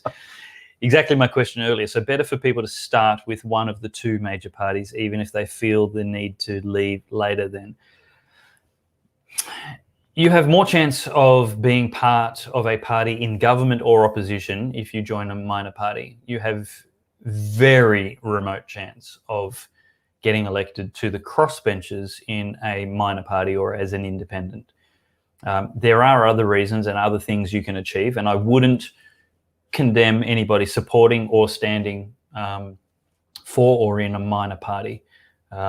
Again, part of my doctrine that I teach, political doctrine, not theological doctrine, is follow God. You do what you think is best to do. And I think it's the same as the Allies in World War II fighting an axis of evil. There was the Western Front, there was the Eastern Front, there was, battles going on everywhere. And they were all allies, all on the same team. They didn't have to be in the same trench to be useful. So, do what you do, and let's debate about it and talk about where the best strategy is, and then make your decision and be there. But the question is it more useful? And my 2 cents is, join a major party. Join a major party, not even as a candidate, but as an influencer. Craig Kelly nearly didn't win his last pre-selection. He needed the Liberal Party to come in and do some kind of support for him because of the challenge. We've just seen Kevin Andrews lose his pre-selection in Victoria for the next federal election. Erica Betts is facing some challenges. And there's always going to be contests between good people and challengers. And I welcome the contest. I think the contest is good for democracy. It's good for the party. There should be a contest between 3 or 5 really high caliber candidates. But quite often it's a contest between a good candidate and 2 or 3 clowns. And that's when you need to be in the party, so that you can be one of... Keep the clowns. Kick the clowns out and go for the good candidate. Turnbull a clown? Turnbull's actually a clown. He's got Ronald McDonald shoes. I checked. And you need to be in a major party to have a chance of influencing those pre-selection outcomes. Well, it's interesting you're saying that. There's a post doing the rounds. You've had dinner. This is mine. Oh yeah, okay. Yeah. Oh, you haven't eaten, haven't you? Mentos. Oh, yeah. Well, your apple juice will keep you going. Apple juice and Mentos. That's right. There's a post doing the rounds about a young Republican looking at joining the party for a change over there in the States and getting in the GOP, and how little people are involved, and how you could actually branch stack it, how you can get more people involved and more power and more influence about it. I mean, and that's another thing. If if you have a particular political motive that you want to advocate for, it's like anything, step up and get involved. And even joining a party, if you have enough people with sensible thinking, we might be able to shift the dialogue. So, controversial topics now won't be considered controversial in a few years' time. You've got people out there that are looking at what's happening around the country, and they're going, why is all this craziness going on? It's because all the nutters are making the noise, and all the sensible, the quiet majority, as they call it, are sitting on their asses and not really doing anything. Yeah. Dee says, I was a member of the Australian Conservatives too. There's now a whole group of us who are friends from our involvement in the party who have nowhere to go. You have somewhere to go. Take your group, join the Liberal Party. On the application, when they ask you why are you joining, the answer is to defeat Labor. And then be missionaries in the Liberal Party to make it better. Don't join the Liberal Party because you think it's perfect and it represents you. Otherwise, you'll never join any party. Join the Liberal Party because you want to make it better. Add your strength to the party. And look, if you're a Labor voter, thank you for watching, and join the Labor Party for the same reason. Make it better. I'd want sensible people in Labor. Labor have some good policies. They've got some social justice policies that are just utterly bonkers. There's no such thing. It's justice. Oh, okay. They believe in the gender wage gap. They think that's reality. Sorry, you're right. You did say the right thing. Social justice. Yeah. In their context. It's insane. I'm a fan of. Sorry for the tangent. I've got you triggered. Should I do a trigger warning? Trigger. There's no such thing as social justice unless you're trying to there's no such thing as homosexual marriage. Isn't that mob justice? Social justice? If you need an adjective to modify justice, you have diminished justice. But what I'd love to see is you get people that are sensible in both parties, and the two major ones, so then we can go back to the days where the parties actually negotiated with the other, where someone who, like Plibisek, is going in media saying she hates the opposition leader is turfed out because that's not going to be conducive to a dialogue to build the country up. It's just going to be more fighting between the two of them, and then more people. Maybe that's the plan. Maybe that's the strategy. They're just going to be a bunch of clowns fighting with each other, so no one thinks it's important, we don't care, and we just all step back. So they just keep doing the same thing again for years. We've discovered it. We need the tinfoil hats. Yeah. Bieber Anti-Bullying says, go to the gym and get some testosterone. I have no idea what that's about. My body. You got to lift weights. That's on my list. Been there, done that, and would like to do it again. Go the carnivore diet. Trust me. Oh, I'm so keen. Steak every day. Do it for a month. Just do it for a month. I mean, seriously, I'm not kidding. Try it for a month. I would love to. Yeah. I'm not kidding. Not sure I can afford steak 3 times a day. Oh no, one a day. Just have one meal a day. Go OMAD with steak once a day. Have a big one, like half a kilo. Oh, hello. Get the tallow. Cook up the tallow. Maybe a bit of salt. Welcome to Cooking with Florian. Well, if you're interested in looking how to store a fully purchased cow, right? There's a video on our channel where Rachel explains how she orders it. Yeah, how she orders it, packages it, and puts it all in the freezer. Super cool. Because now we're living in a rental. I have got Buckley's chance of getting my wife on my channel. Well, I was sick, so Rachel did it. That's so cool. She did it, and sick or not. It's me or nobody. Yeah. We find it's a lot cheaper. You save a lot of money if you buy a whole beast, and you get really good cuts of food. Wow. Because right now we're living in a rental. We're buying. We've got so much we could talk about endlessly. Yeah, that's it. You got to come back in a week's time with the guns, with a month of carnivore. I love it. Cycladelic says Nimbin, anti-vax capital of Oz. And D. Hawkins says the problem is conservatives are too busy raising families and having careers to get too involved in politics. Absolutely, and they're also the reason why we should get involved in politics. It really feels like it when you go to an event and you see all these lefties. That I mean, you look at. Okay, I'm going to be really unpolite. You got the champagne socialists that just will vote for all the nice things, and they won't feel the consequences of it because they're probably isolated from the impacts that some of these legislations will have on a lot of people, or they won't realize that what they're voting for, it'll take years for these problems to manifest in the economy and to cause all these issues. They'll just vote for the feel goods now and not realize, okay, we're creating all these issues that are going to manifest in 10, 20 years time. So, but Beaver says abolishing slavery worked well, didn't it? Well, I'm not sure of a Western nation that has legalized slavery. And of course, there's a black market for everything illegal. Oh, even here in Australia, even here in Brisbane. Oh, of course, it's huge. At Gold Coast, yeah.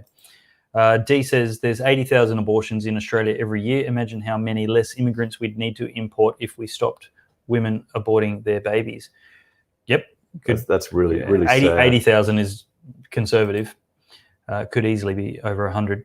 Am I wrong here? Daniel says, but is One Nation the only party with electoral prospects with an anti-abortion platform? Are they anti-abortion? Yeah, they came out pretty strong in the Queensland election just recently.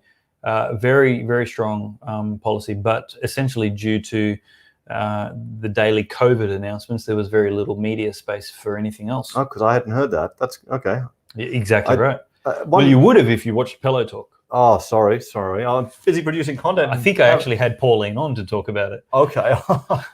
Not bragging or anything, I'll have to watch it. Oh, that's good. That's. I mean, One Nation has a lot of sensible policies. The media portrays them it wasn't a perfect one. Yeah. But it was far stronger than any other party. It was actually pro-life. Yep. With room to grow. And you know what? To your point, Daniel, is One Nation the only party with electoral prospects with an anti-abortion platform? Probably the way you worded it, yes. But the LNP actually made a commitment at the election to review the extreme measures of the Labor Party's abortion liberalisation legislation. And that was a bold step forward for them.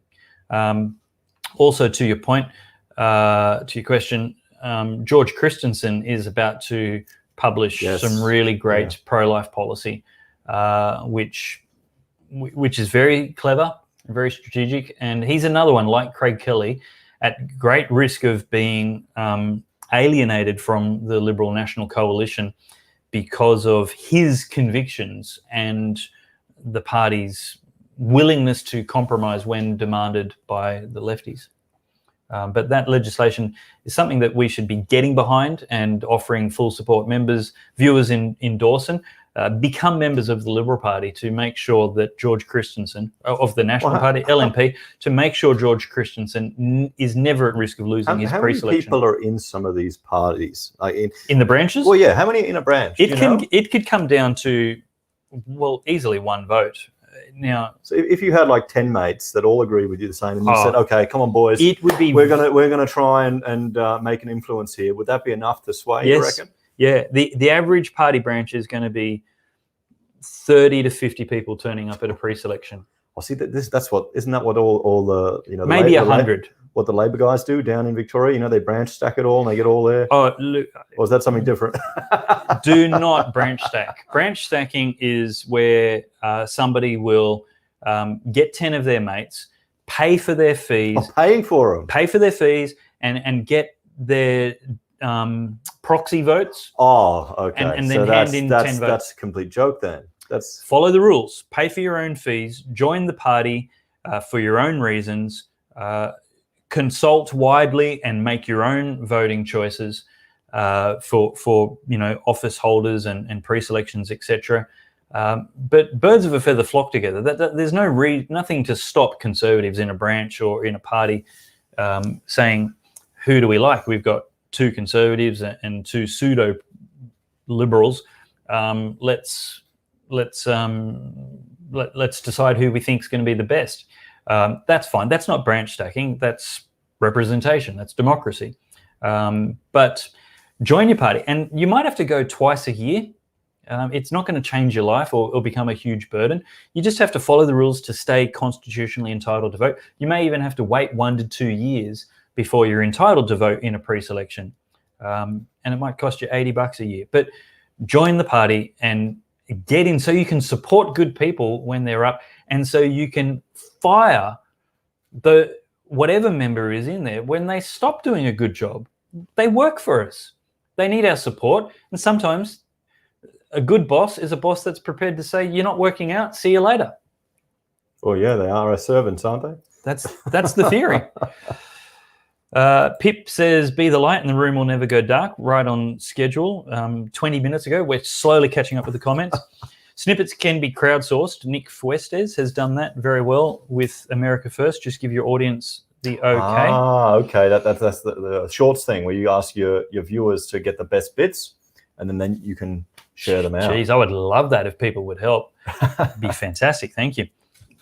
ScoMo covering for banks, LNP not perfect, Catholics protecting workers traditionally, but Labor and unions gone woke, so God help white, straight, conservative, working class males. Talking about me, white, straight, conservative, working class male, but I have my victim identity points. Roughly 200 years ago, Thomas Pellowe was taken captive by Muslim pirates off the coast of Cornwall and enslaved for decades as a very young man. When are you getting your compensation? I don't know. I've asked the Muslim corsairs' descendants for compensation, recompense. I've also asked Britain for compensation because they dispossessed my Scottish ancestors. Yep. They just totally took their land off them and said, bugger you. Well, I'm not sure which, because I've got Austrian and German heritage. I don't know which country I need to pick in the Prussian-Austrian War, to who destroyed my homeland. Which one's richer right now? Yeah, you're right. Who's got more money? David Burkett's watching. Florian, do you engage your community architects toward politics? Hi, David. Hey, how you going? I don't hang out with architects. There's only one architect on the jobs you work on. Yeah, there is. But no, it's Rachel and I. Architects are notoriously, well, in my experience, a lot of them are very left-leaning. I remember I sat in a meeting with another architect across the table, and we both actually ran for politics. We both actually ran for a party. Wow. He they're all greens. They're all greens. They're all green. They're all hippie greens. And I remember back at uni, we were because they're all the inner city. Oh yeah, okay. Yodels.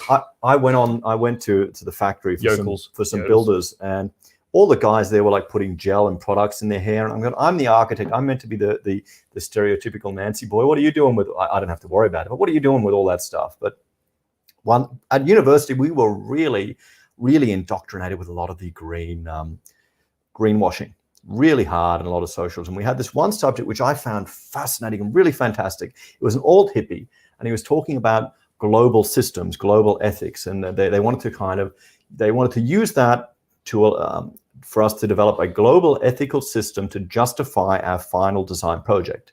Because in our masters, or mine was a bachelor's, now it's a master's, you get to design whatever you want, and you have to make an argument for it. So I used that to develop an ethical compass.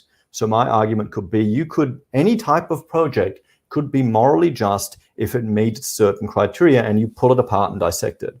I could say you could do a nuclear power plant because you can provide cheap energy to all these people, or something more mundane. You could even do a shopping center in a certain area because it'll create all this employment. So my idea was, if kind of just deconstructing the narrative they were doing, the greenwashing, because everyone else just did a bloody farm in the city, a sky garden type of thing to grow veggies.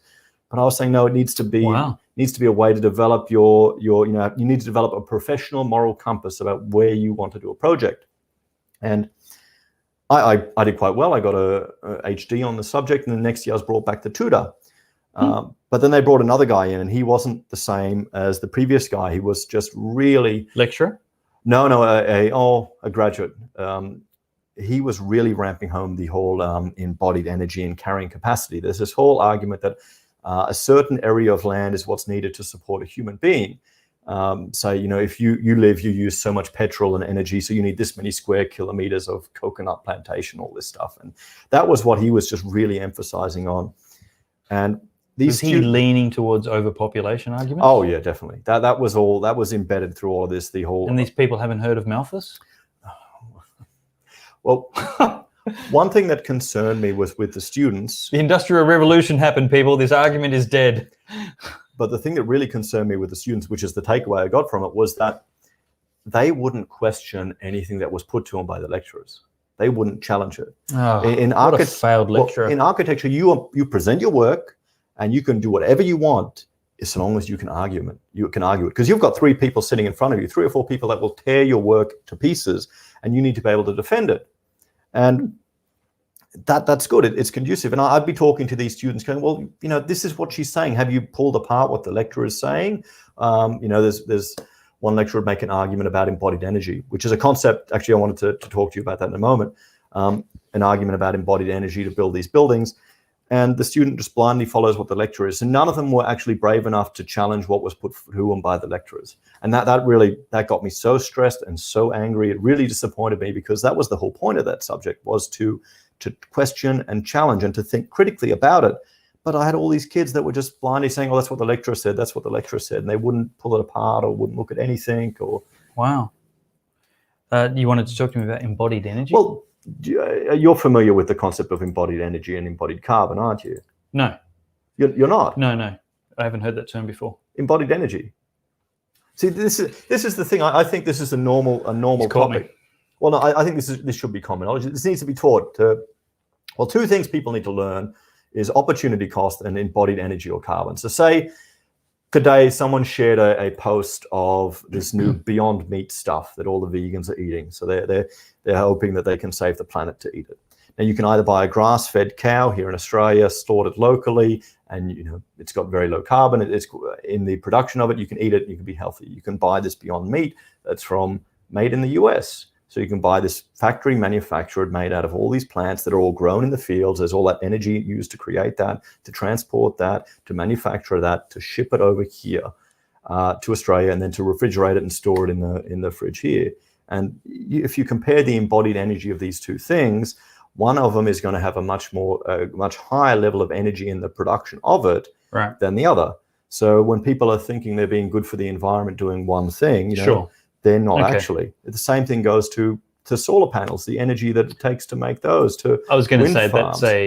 that's an argument that I'm familiar with without being familiar with the term. With the term, yeah. That the environmental friendliness of solar panels and wind power are just a joke compared to what they're arguing is the reason for favouring these energies. Well, I think it's because people don't understand. I mean, there's everything in here, your studio lights or your timber that you've got there. The fact that you've got recycled timber, that means you're getting it's actually more environmentally beneficial than using some alternative newer timber because you're giving it new lease on life. You're being a hippie here. We actually call it the Thunberg studio because the timbers are environmentally friendly and slightly stressed.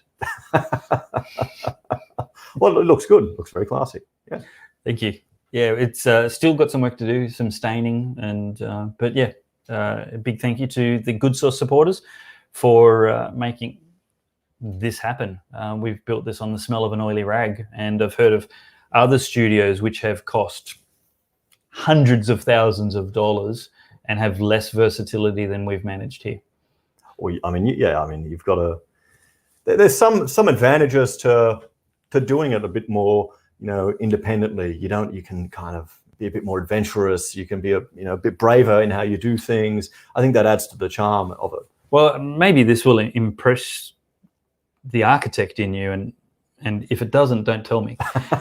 But because we're 6 by 4 meters, every single square inch has to be maximized in its potential utility. So the lights are currently on tripods, but we're not far away from installing some custom-made rails so that the lights can be moved up and down and around from the ceiling in any position that we need. And at that point, we're going to be able to have the studio pointing in any direction on 4 different walls, so that it will have, again, maximum kind of variation and versatility in its backgrounds.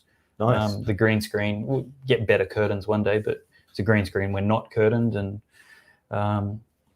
so back on track. Embodied energy is less because it's recycled timber getting multiple uses. Yes, I mean that's one example with it, and it'd be everything like like using a glass. You'll have everyone will be against plastic because you're using plastic and you're creating all the waste and all of this.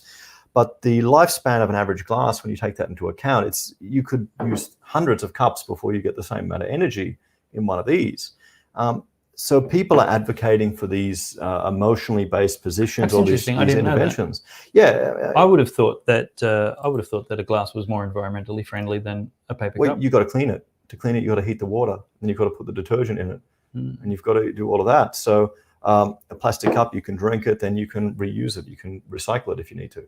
So, I mean, that's the type of thinking that I think needs to be part of the common knowledge of people, the embodied energy of these things. Because then when you start seeing these people advocate for these environmentalist positions, you can go, well, okay, what's the embodied energy of your suggestion to another? We're importing wind turbines manufactured over in Germany, taking them down to Victoria, installing them there.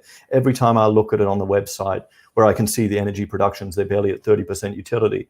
We've got all this gas in the Bass Strait that you could use. You could buy off-the-shelf turbine that can be used to generate power. Uranium?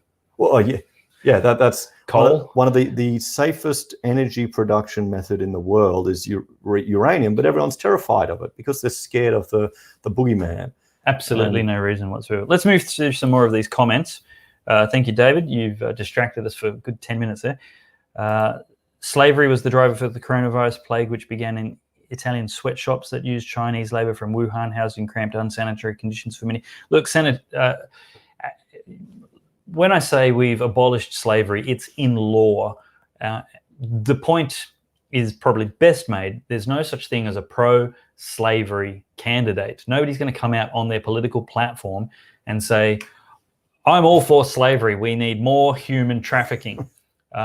That's the kind of culture change I'm looking for in the abortion industry, that it is an election loser to be pro-abortion. And so the number one test I have for any candidate, for my electorate, I don't care about the parties. I ask the candidates, will you fight against abortion if it comes up in debate in Parliament? I'm not interested in what you believe. I'm not interested in what your party believes. I want to know how you will vote on the floor of Parliament, because that's what I will hold you to. I don't care if you agree with me. I want you to represent me. We can have a discussion, but when they're answering questions from I'm getting sidetracked. When we're answering questions from a electorate, you're getting 1,000 emails. You're not going to have a debate with every single person. I just need a yes or no answer. Are you going to fight against abortion or not? And here's the thing. If they have 1,000 emails asking them if they're going to fight against abortion, it'll come top of the that line. will register more than one person arguing really right. well. You're right. The logic, the ration, the reason doesn't matter. What matters is political currency, their career. 1,000 votes, 1,000 donors, 1,000 volunteers. Now you're talking political influence for changing a nation. I think people would be surprised how little people you'd need to kind of shift some politicians. Totally. But as to slavery, human trafficking is the second fastest growing criminal enterprise in the world. So I'm not unconcerned about slavery. Pip, Aussies really don't get preferential voting. Oh, tell me about it. And are also confused about the differences between US voting for President, Prime Minister and Australian voting for local members, in my opinion. 100% Pip. One of my most popular topics on YouTube is how preferences work. Nico Greco says, Heise, thumbs up, Rocket, thumbs up. Michael Donnelly. He's trapped in Victoria right now. I'm sorry. Hopefully you have some good friends you can influence to vote against it. 70% popularity while being an idiot. Hey, no, lockdowns work. They get you re-elected. They do. Michael Donnelly, the corruptness of the major parties have made one nation palatable. If not corruptness, then compromise, certainly. LNP bought and paid for. We'll take that as a comment. Government wants to undermine our cohesion by continuously making our society broader and shallower, divide and conquer on a societal level. Well, I think government, it might be a bit too broad a statement. If you said leftists, Marxists, socialists, progressives, yes. Well, it feels like that's all a government at the moment now, It- because the difference yeah. between the two parties That's fair. is shrinking. So you can see where he's coming from. It really. I think it'd be fair to say government wants us to be entirely reliant on them. I think the bureaucrats are the biggest issue. Yeah. You've got a whole culture in there.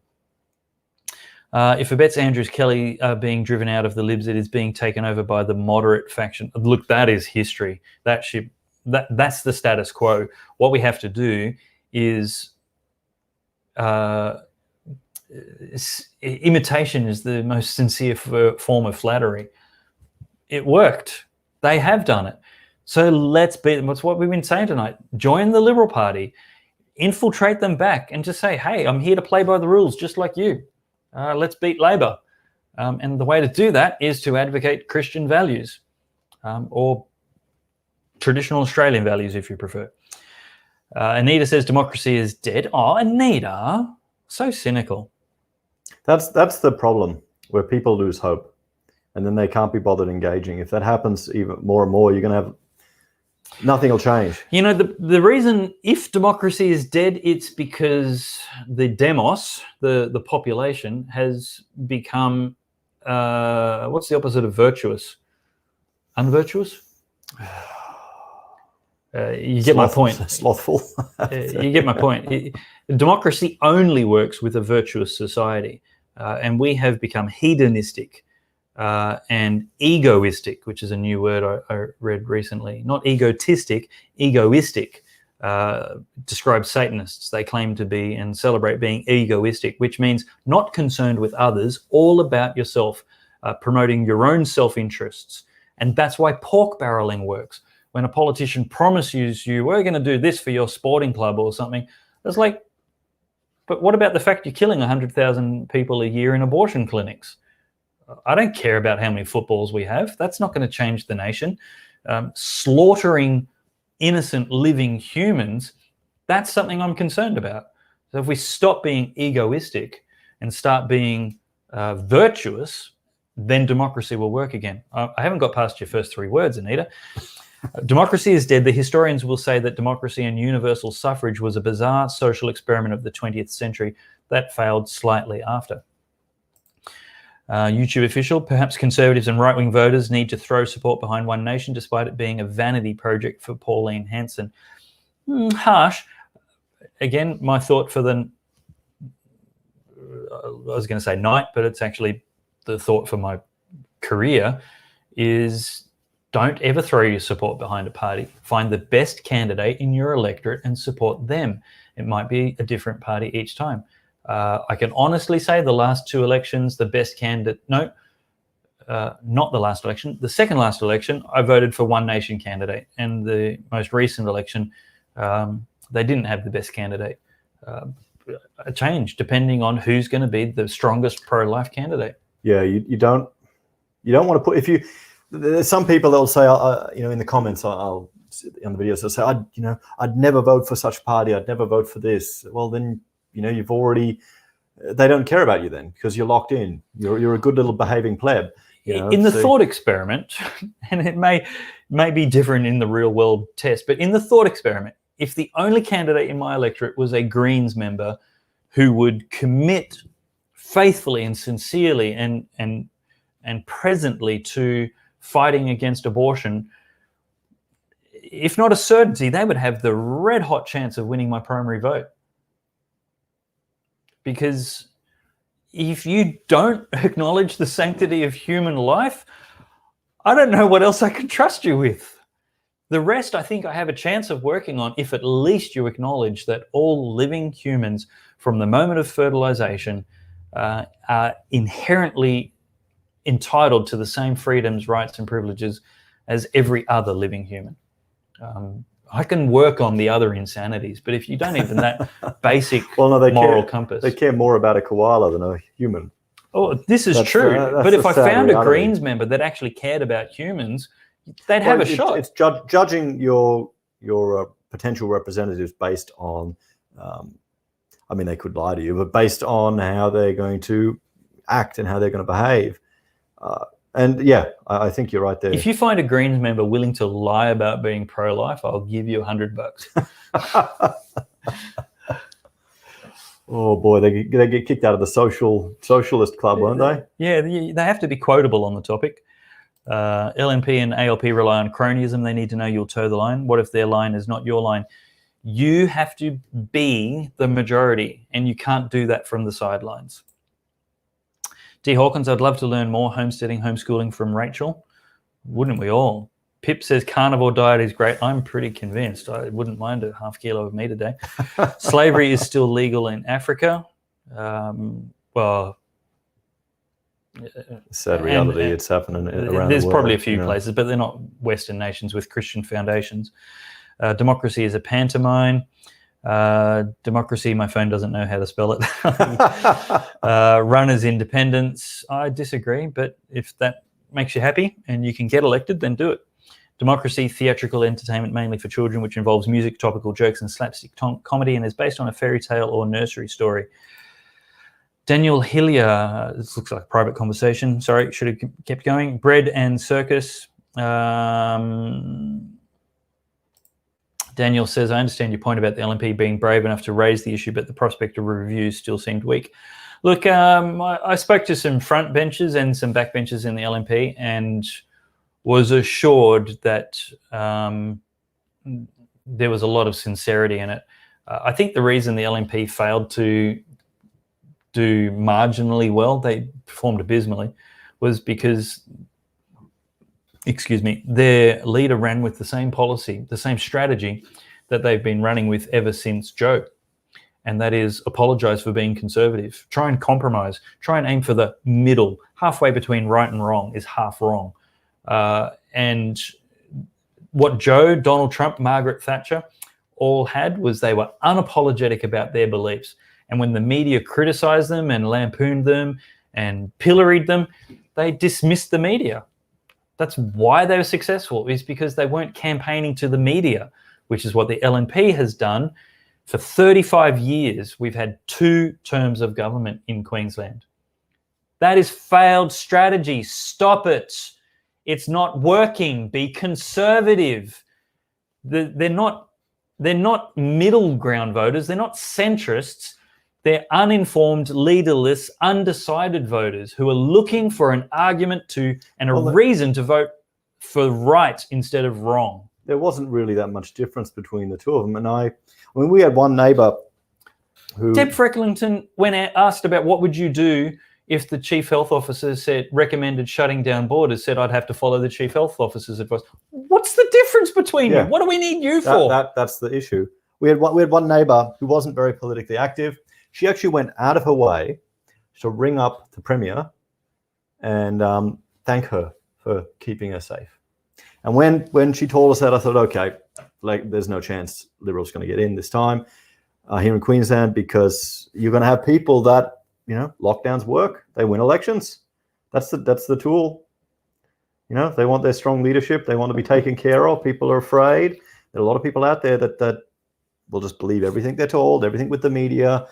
And so, yeah, the difference between the two here in Queensland, I mean, we've got a lot of problems here in Queensland. We need to get upper house back here in Queensland. It's insane that they can have this absolute control pretty much. And that's how we can get stupid stuff like this put through. 4-year elected dictatorships.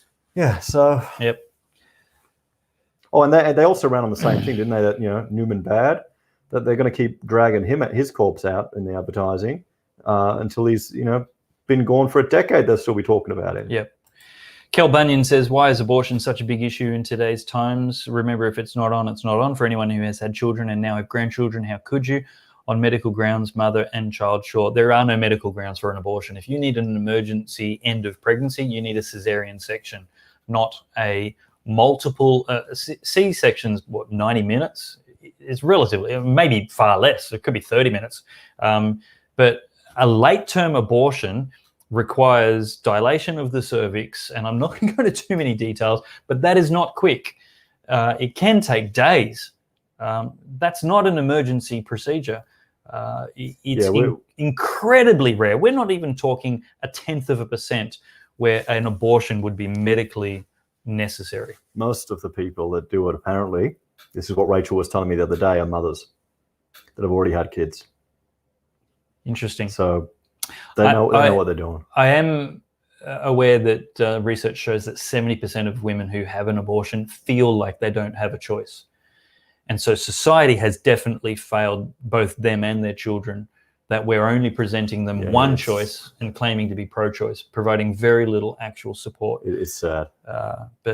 Yeah.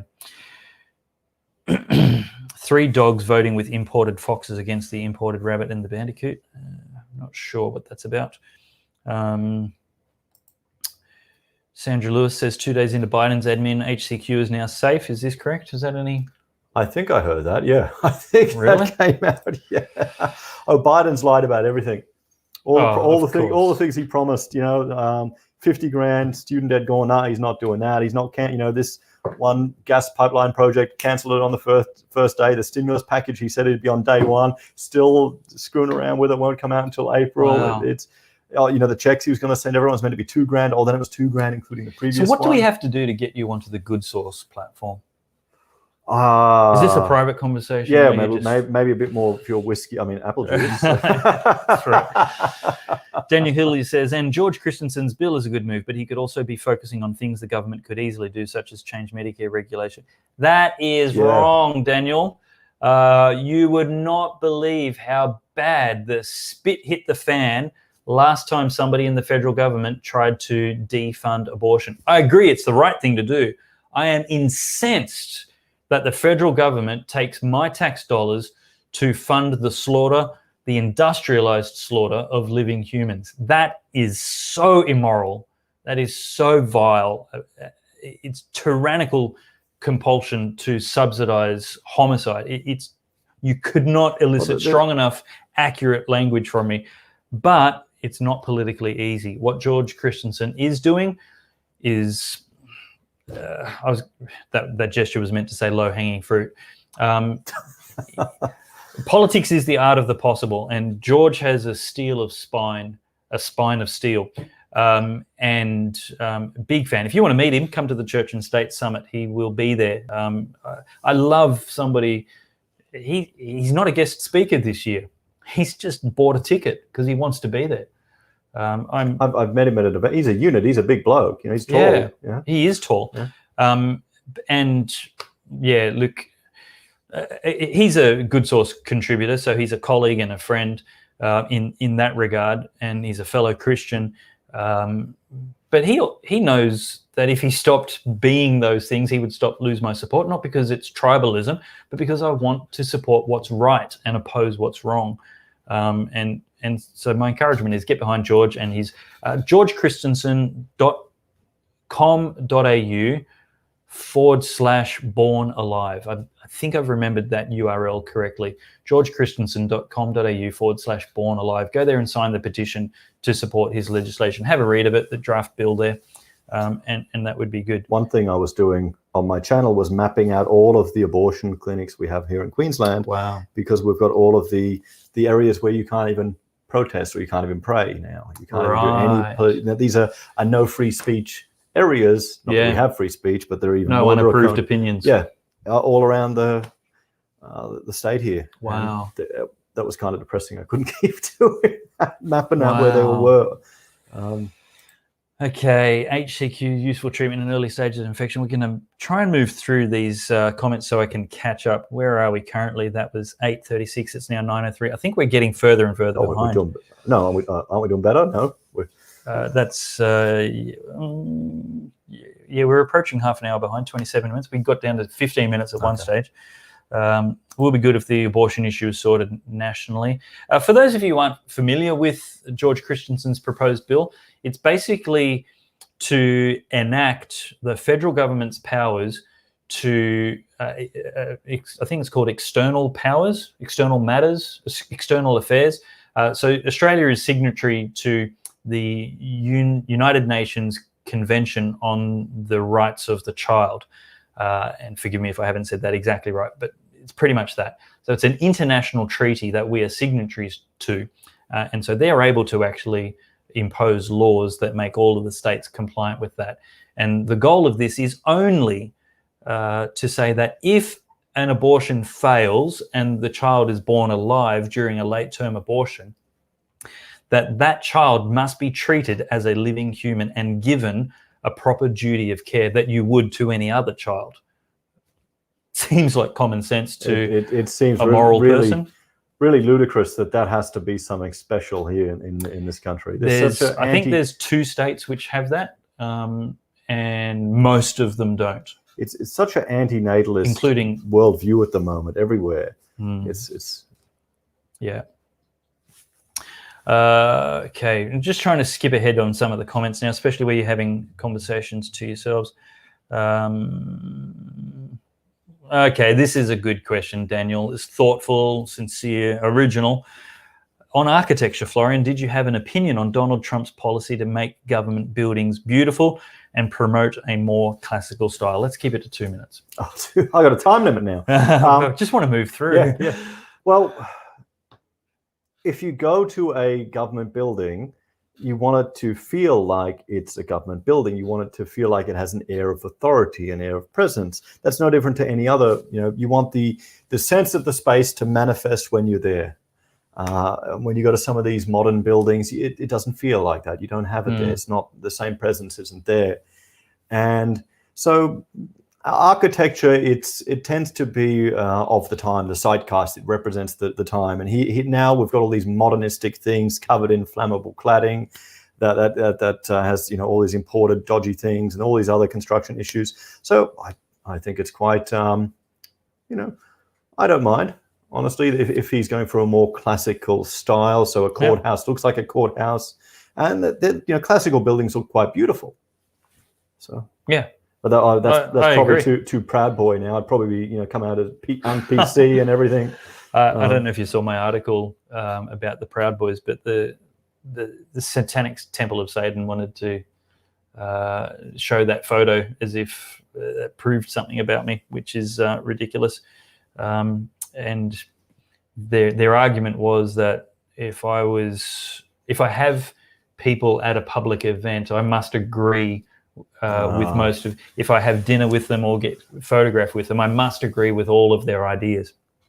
Yeah, it's a sad, scary world that we're slowly devolving to with regards to the strategies people are using to try and you even stand next to someone evil, or you stand next to someone whose political ideas I don't agree with. My article says I'm proud to be photographed with them because my role model, Jesus, was proud to be the friend of sinners. The social elites of his days, the morally superior hypocrites, said, "How dare you go to a tax collector's house or be seen talking with a prostitute?" They totally did the same thing to him and said, "Guilt by association. You must be endorsing their ideas. You must think they're okay." And Jesus didn't just take a selfie with them. He put it in the Bible and made sure it was recorded for eternity.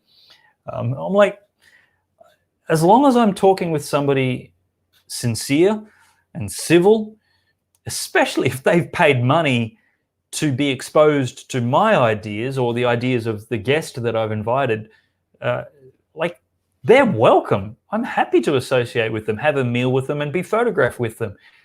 It's you flippin' morons who have a closed mind and lack completely any sincerity or civility, who are what Jesus described as swine that shouldn't have my pearls thrown before them. I'm not going to associate with you morons. You're a complete waste of time. Have some sincerity and some civility, and let's disagree enthusiastically together. And I'm just grateful that people are willing to come to those events. So everybody's welcome, of course. Just come with the right attitude. Boy, did we get off. That was architecture. Thorium energy, Pete Oosby says. What's thorium? I got no idea. That's a new one for me. I'm far from the sharpest knife in the drawer. It's another isotope that can potentially be used to generate nuclear or radioactive energy. That's all I know about it. I've not looked at it very closely, but I know a lot of people are raving about it. I mean, you've got new generation nuclear tech that just blows everything out of the water. We're not building Chernobyl communist rubbish anymore.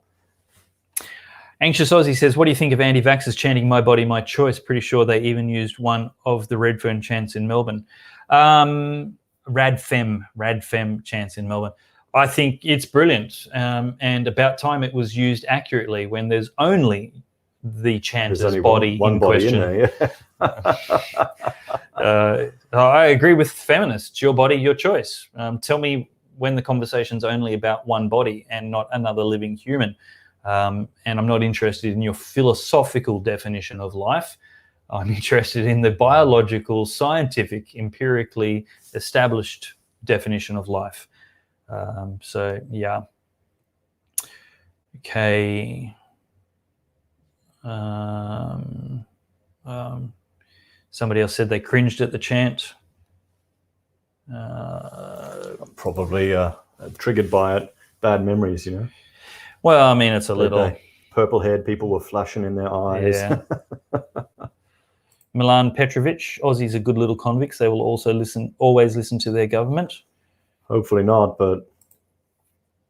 We've talked about preferential voting a bit tonight, and so this might be a response to it, as opposed to not aware that we've talked about it. Do you think voters actually understand preferential voting, and how do we fix this?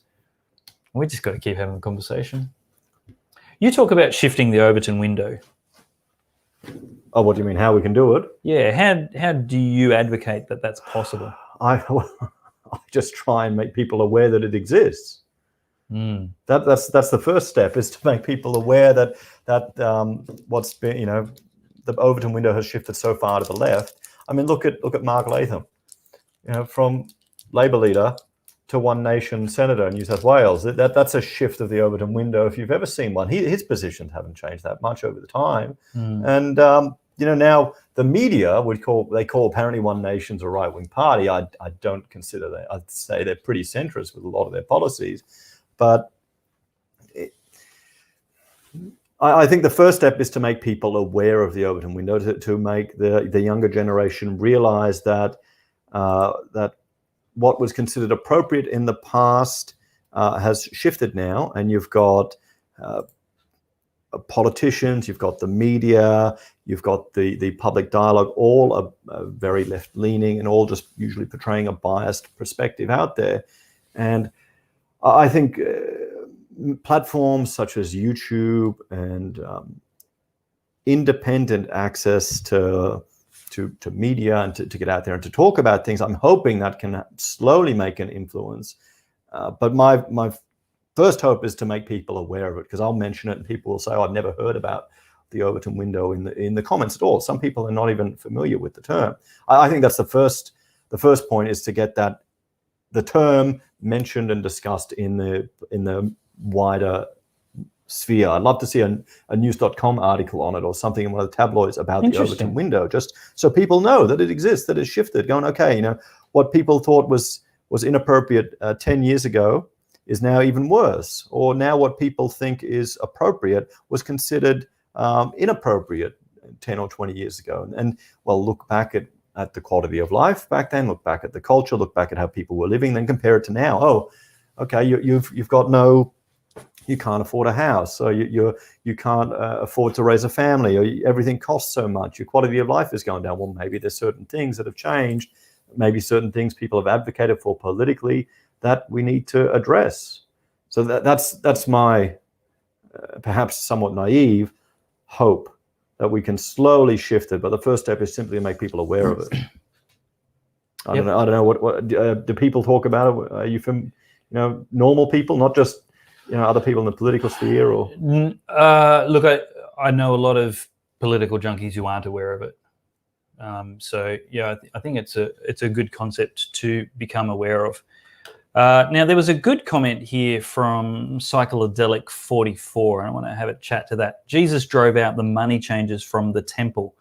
Was he an anarchist? I actually love this topic because it talks about why we should be involved in politics.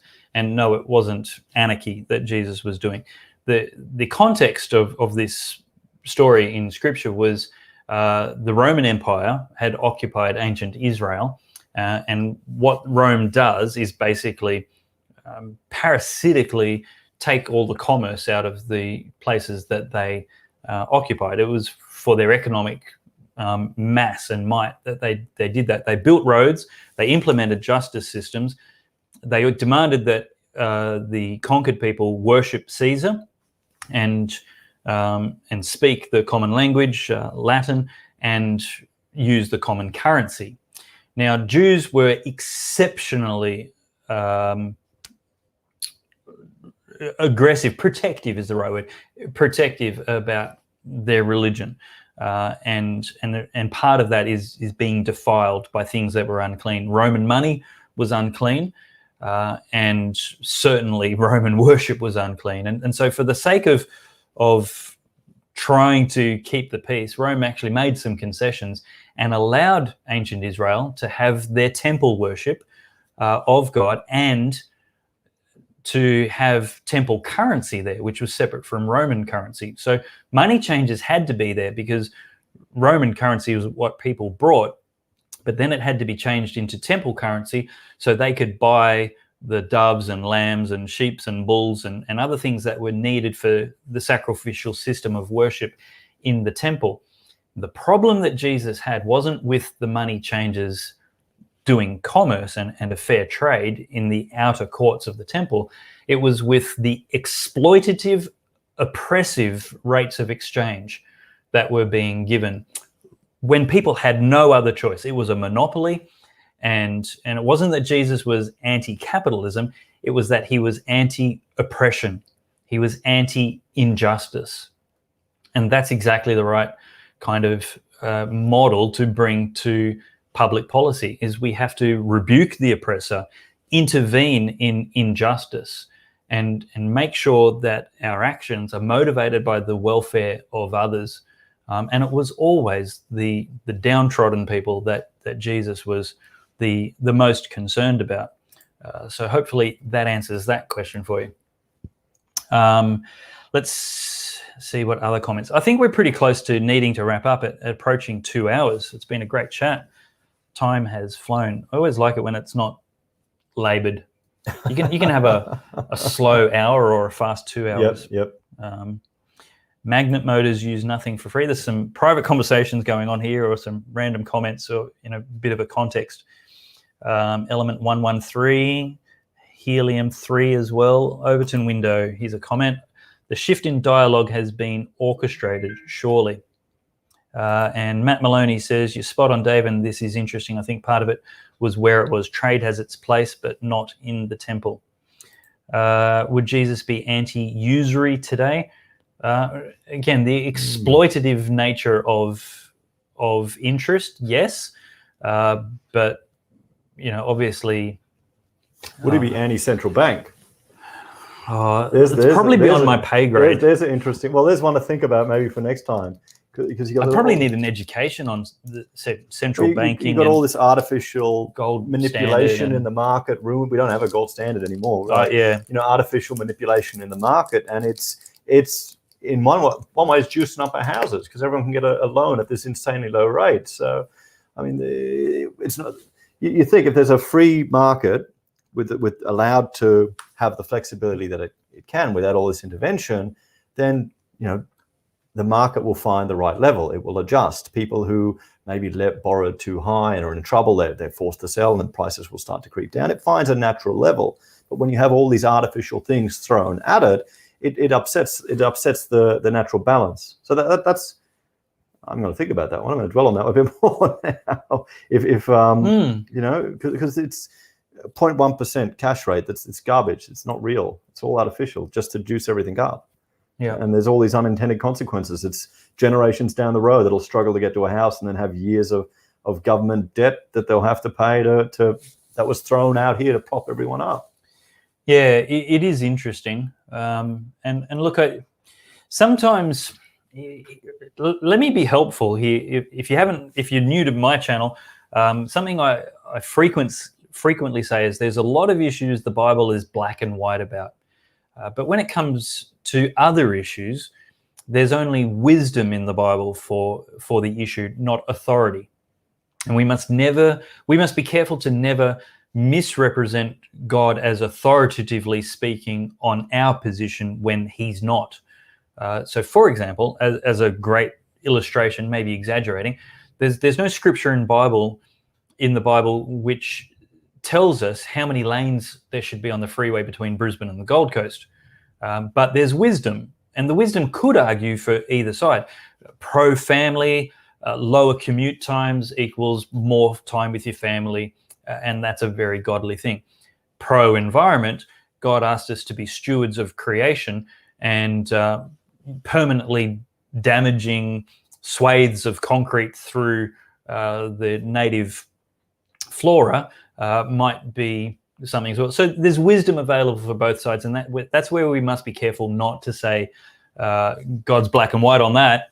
And so, look, that's a conversation I'd be really happy to hear the pros and cons for, because I don't think I immediately know that they're right or wrong just yet to that. And it might be that it's right in some contexts and wrong in others. Like the concept may have some good applications and then taken to an extreme be incredibly toxic and damaging.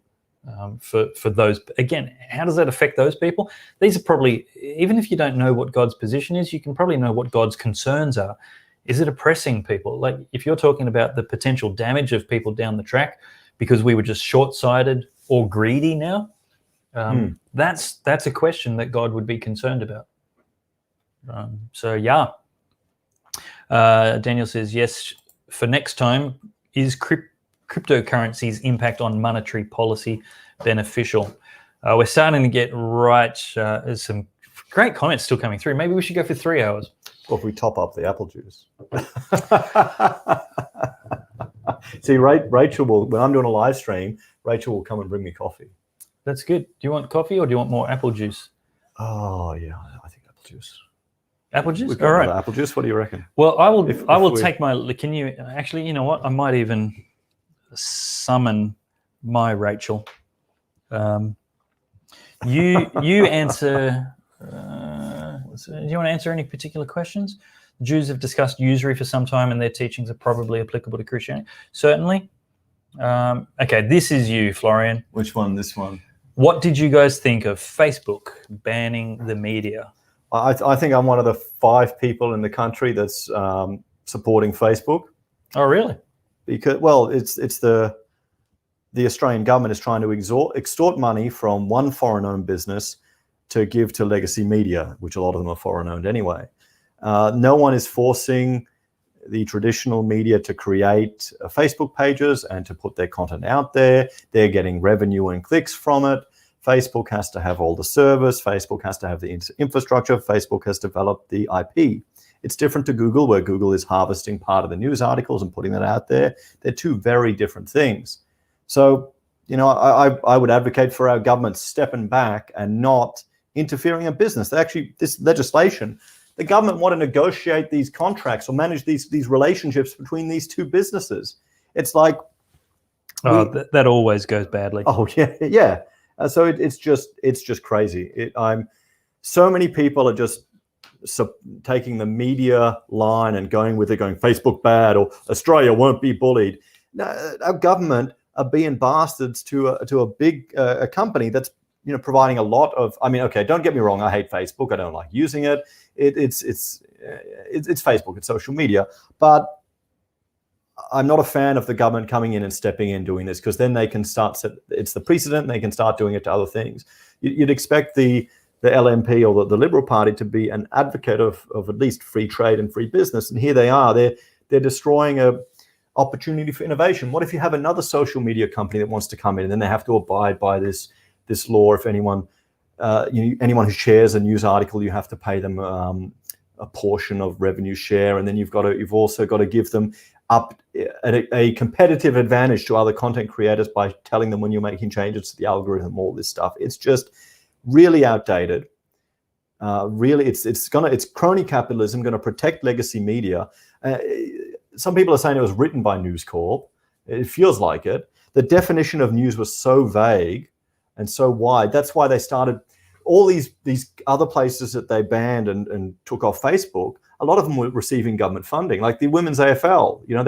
They were banned from it. They were removed. I thought they were a private business. I guess they weren't. I learned something new. So all these businesses or these organizations that were gone.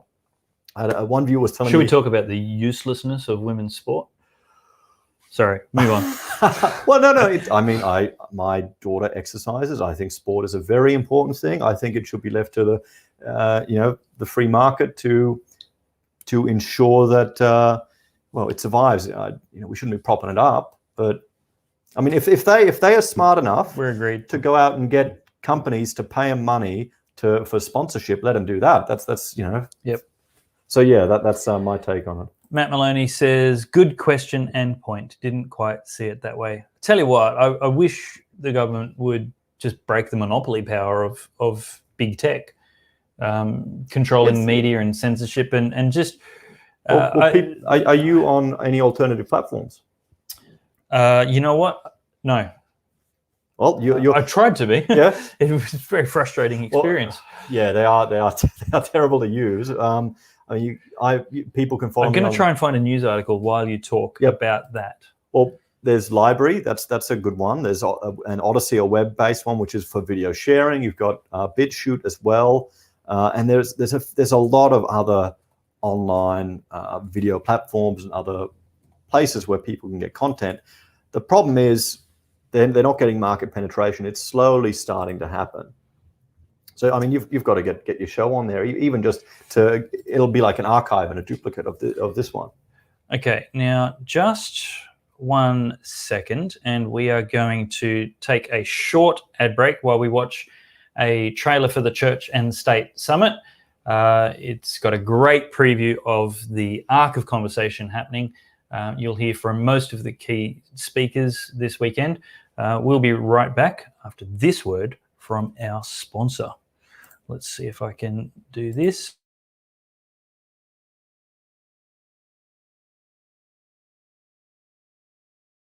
We're often told that Australia started with convicts as a secular nation, and that's the way we've always been. What should you do when your Christian beliefs and your Christian duties are made illegal acts? We have a right to participate in society. We have a right and an obligation to present our Christian point of view. It's really important that we as faith people, as Christians, continue to advocate for issues in the public space. Many people are convinced that Christianity is simply not true, that faith is lazy, anti-intellectual thinking, that Christianity is a delusion. And I want to tackle that head on. What do we do when our church and even the denomination that we're in slides into apostasy? How should a Christian think about critical race theory? I mean, what is critical race theory? Did you know that many post-abortive women and men regret their abortions? Our nation's kids are not okay. Almost half of our children under age 13 are experiencing some form of family fragmentation. Author Roy Williams has written that as a Christian, he's sick of the Christian influence in Australia being referred to as either minimal or malign. History tells us that this is not the case. Because we contribute to human flourishing better than any other system of values. You know, the Christians in Victoria are facing this very dilemma right now. And in my political work, I'm seeing signs that this is just... Many other people think that far from just being an irrelevant delusion, that in fact religion and Christianity in particular is harmful to society, that its ideas are repressive, outdated, and damaging to people's lives. I'll be joined by a host of incredible speakers who are going to be dealing with all sorts of practical topics about being a Christian in 21st century Australia. I want to unpack and analyse critical race theory through a Christian biblical worldview. These photos are shocking and raw and real, and they're reaching people around the world on both sides of the fence. So what would it look like if we approach these policies that impact marriage, parenthood, even reproductive technologies through the eyes of a child? What would change? And what are other countries doing in this area? We must protect the family unit and support families, support Australians who want to start a family. But the role of defending our children does not simply lie with our legislators. I would like to share with you my amazing journey of following God when it doesn't make sense. I went from missionary to newborn photographer to the founder of 2 photography ministries that would go on to reach millions of people around the world. It is the job of ordinary people, courageous types, with a fortitude and the willingness to voice unpopular opinions at times. And they can bring about changes that our future generations desperately need. Many Christians feel voiceless at the moment, unaware of how to respond to these challenges and have meaningful God conversations, feeling pushed out of the public square. What can we learn from those who've experienced this in the past? What is the best way to respond? And why does getting this right actually make a difference in the wider aims of what we're trying to do to make Christ known to our entire nation that we love? I can't wait to get into these questions. So don't miss this opportunity either in person or online to join me and the amazing other speakers at this unique Australian summit. Join me either in person or online. So I'd love it if you joined me and everyone else for the conference, Church and State. The Church and State Summit. The Church and State Summit. At the Church and State Summit in February.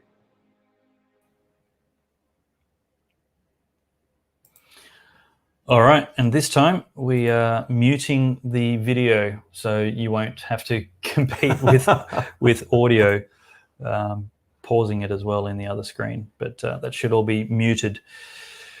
All right. Okay. Let's see what some conversations. Good question. Point, didn't quite see it that way. I may have thrown a grenade here, which starts a few bushfires. Yeah. YouTube official says women's sport is a Trojan, maybe means Trojan horse for left-wing political agendas. Now, I love girls playing sport. Everybody should be able to enjoy sport. Sport's great. My objection is how it's being forced down our throats as if it's any better than watching the Australia B cricket team. But does anyone watch it? I thought don't they give the tickets away at the AFL? I mean, it's a hard sell because they're not as good, and that's not a subjective opinion. If it was a subjective opinion, if it wasn't objectively true, there would be no difference between men's and women's sports. They would all compete in the one game. Isn't that where it's going now? There's men's sports and then there's unisex sports. That's where it's going. So the people who can't compete put on a skirt and play in the girls' game. But if you want to really say you're the best at the sport, then you're going to compete against all genders and dominate, or you can't say that. And that not being objectively true, the concept of a level playing field requires distinction of the genders. And we could get into the transgender sport issue here very easily, but for me, my pet peeve is exactly that. That look, we're watching less than the best players and pretending like they're the same value. See, here's one of the real tests of this. The American women's soccer chief whinger, who went on some rant about not getting paid as much as American men's. Megan, was it? I think her name might have been a Megan somebody. Megan, if you know the name, leave it in the comments. Google it for us. But she was having a big whinge about not being paid the same as men's sport. But that's because you don't generate the same income for your industry. You're actually literally, to the technical definition of it, worth less. It's not personal. It's actually professional. Siri is helping. They're spying on you. I must admit, when they had the Com Games here, I went with a mate down the Gold Coast to watch the women's weightlifting, and I was looking forward to seeing the transsexual weightlifter. I wanted to see how they'd go at the lifting, just for the novelty of it. Didn't turn up, didn't happen, pulled out of it, so I was a bit disappointed. But it was impressive seeing these girls lifting all the weights and that's fine. I think it's more so that government throwing money at these things, and they're lost leaders. Yeah, That's Interesting. my frustration with it. Interesting. Kel Bunyan says, Dave, you should put your conversation on YouTube. What if Facebook got cranky with you? Where is Donald T these days? Well, good news, Kel. We are currently going live to 2 YouTube channels and 2 Facebook channels. What I need to be able to do is use the same technology to live stream to BitChute and the other video ones that are. I don't think that the only. No, they don't. These platforms don't. DLive is a. You should probably get it on Twitch. On Twitch, political content on Twitch. That's another audience there. Really? I thought it was just for gamers. It is, but a lot of gamers are political too, and it's more and more coming out there. Couldn't hurt. Yeah. It's true. But it's more effort getting it set up. Well, what we really need, and this is what we do. I'll put the little banner up here. What the vision is, why I built this studio with supporters, donations, and why we keep doing this is we actually need an alternate to the mainstream media, which don't deserve that name anymore. From henceforth, I will refer to them as the lying harlot. They don't deserve any credibility, and there are good people in it, but as a collective, it's polluted and corrupted. And so we actually need Australians to put their hand in their pockets and fund studios and staff so that we can take the best of Heise Says, cut it up, and make sure that it reaches 10 times the audience. And the same with George Christensen's show and Lyle Shelton's show and Warren Mundine's show and Jacinta Price. And there's so many people that we can bring into this, but they have families to feed. And you know, people don't work for free. We need technical producers, etc. We're doing really well and we're growing well, but there's so far to grow before we're competing and actually providing a disruption to mainstream media. And those kind of basic funds help us just to get the staff to be able to stream to multiple channels and where they're not easily automated because they're the big tech players, which all play nice with each other, then it just requires double the effort to do it to all of the other ones that you're probably thinking of right now that you wish we were also on. Well, yeah, even just uploading to other stuff, it takes a lot of time. It can be frustrating, and you know, you've got to go where the market is, where the people are, and some of these alternative platforms, the mainstream don't know how to use them. They can't find them, and they're growing. And you know, it's good to support them because you know these businesses need support too. They need people to get out there and to put their content on there. But it can be a bit exhausting, putting you know, particularly if you're getting your shows up there and there as well. And yeah, so it's a double-edged sword. That's right. So anyway, thank you to the Good Source supporters. Thank you to the Pellowe Talk personal supporters. Thank you to the Heise Says supporters. Without your contributions, without your sharing, liking, engaging in the comments, then that really makes our audience and reach a whole lot smaller. So thank you for that. You can also follow me on Facebook, Instagram, and Twitter. My actual Dave Pellowe page didn't get shut down in the shutdown, but the Good Source one did. And oh, really? You lost your page? Yeah, it just media organization. There you go. Good, exactly. That's it. You're doing the right thing. Now I don't know what the situation is if everybody else is back on, but Good Source is back on today. And if it is just me and not everybody, I think it's because I changed the category of the Good Source Facebook page. So it used to say the Good Source news/media. Now it says the Good Source plumbing service. Actually, I need some trenches dug. Can you get the Good Source workers? We are in trench warfare. This is trench warfare. Oh, it's a war of attrition, institution by institution. Plus, we have to flush the effluent out of mainstream media. No, we're a plumbing service. Very good. All right. Now, so let's have a look at some more comments. Cross-eyed one has a different opinion on the temple dialogue. You can check out one of the YouTube channels to find those comments. Overton window or Plato's cave, says Psychedelic. Oh. Is Plato's cave a thing that I haven't heard of? Hang on. I've had too much apple juice to articulate it clearly. It's more so that people, Plato's cave, where you've got these people tied up in a cave, and all they see are the shadows in front of them moving in front of a candle, and they're assuming that that's reality. So they don't know reality until they escape the cave. So, I mean, you could say in one way, people will simply believe everything that they're told and that's put forward to them. So many people will simply believe the mainstream media. They'll believe anyone that's, they'll believe anything the media tells them that who's a right winger or who's a bad or wrong think.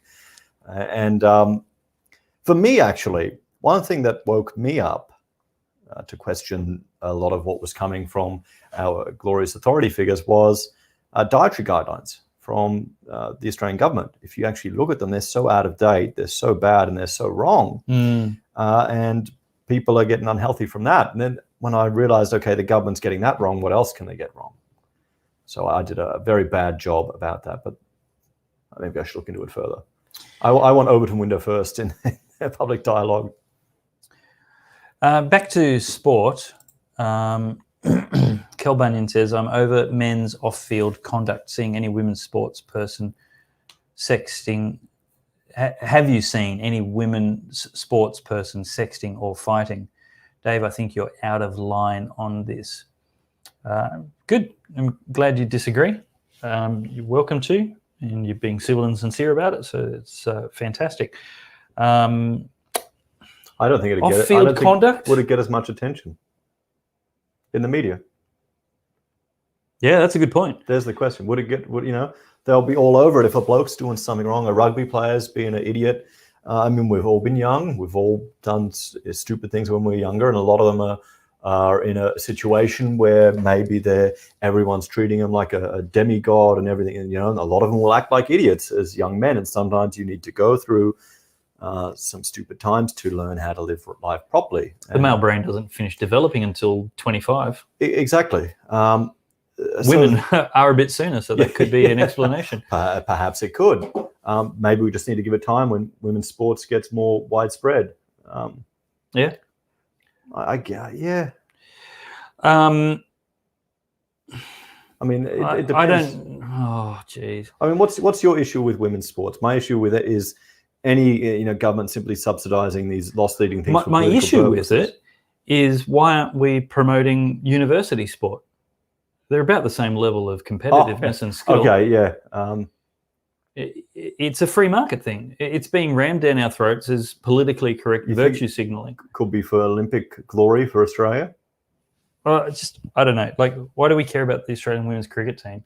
If they could play cricket as good as the men. Do we have a women's cricket? Yeah. They put it on TV and they pretend, they give it commentary on. You want to listen to the ABC radio, you have to change channels because they're talking about a sport where they play as good as the men's university level.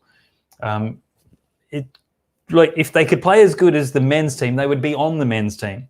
I mean, are we that sexist and bigoted that we're going to take 6 of the best cricket players in Australia and not take them on a tour to win the Ashes because they wear skirts? So can women join the men's cricket team? Well, this is what I'm saying. Would we say no if they were actually as good as the best 11 men? I would be happy for them to play. I'd be happy for women to go and help us win the Ashes if they were in the best 11 players or 15 or whatever the squad is. I'd be very happy for them to go and help us win the Ashes. Win. Totally. I believe in level playing field. What I don't believe in is what the left call equity, which is forced equality of outcomes. And that, I mean, if you want to watch women's sport, watch it, but don't make us watch it. Don't make us listen to it. That's the and don't pretend it's just as good as the elite teams and sports. The reason sports are gendered is because men have biological advantages in strength and bone density and even proportions. Muscle mass and all these things. And that's why it's cheating for a bloke to put on a skirt, start taking estrogen, and call himself a woman and pretend he's equal to other women. No, he's superior because he's had 20, 25, 30 years of developing a body as a man, and is biologically a man. He has an unfair biological advantage, which is potentially physically harmful. Some of the horror stories you're seeing now. But it comes. You're born with the muscle fiber density from a kid, right there, and there's the difference already in the genders there. So yeah, I didn't know we had a female cricket team. Then I must be listening to too much ABC. Yeah, I'm a bad Australian then. I'm not following it. All right, Florian, what's your thoughts on Eddie Maguire's resignation or woke sacking, his cancellation? I haven't followed it that closely. I saw what would happen, and there were a few criticisms about how he's just getting turfed out compared to he's getting turfed out for a few instances, and then Andrews is getting nominated for an award as the Premier of Victoria. So Melbourne's just a funny place. You kill 800 people, you get re-elected as Premier. Sadly, it's just the state of the world now. This is what happens when you've got such a culture that's so left-leaning. You've got all about shaming, and the danger is we have a generation that is growing up thinking this is normal. Thinking that if dogpiling onto someone in Twitter is normal, cancelling someone, they're going to grow up thinking this type of stuff is normal, and this is behaviour that they expect. A lot of them are also left-leaning socialist supporters. They think the government should intervene in people's lives. They think that they're only 1 or 2 steps away from authoritarianism. So, I mean, sadly, I just think it's a sign of the times right now, to be honest, and I'm not at all surprised it happens. I think it's we need to. I guess it's kind of lost hope on us, to be honest. I mean, what do you think about it? Are you at all surprised? No, I think Eddie Maguire was he either had to risk shunning from his tribe, the political left, or he had to walk the plank. I would have risked shunning. I would have what are you kids smoking? I said, we are proud and celebrating the fact that we've addressed this. When I used the words proud and celebrating, it wasn't celebrating racism or proud of racism. I mean, surely a first grader could have understood that. I mean, on what planet do you think he was serious? Seriously, you thought he was saying he was proud that the club was racist, allegedly?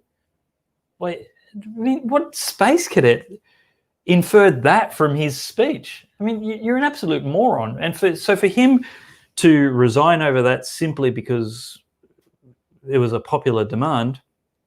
Maybe there's someone else. Maybe he wanted out. Well, he was already resigning at the end of the year. They just made him go now instead of wait out the end of the season.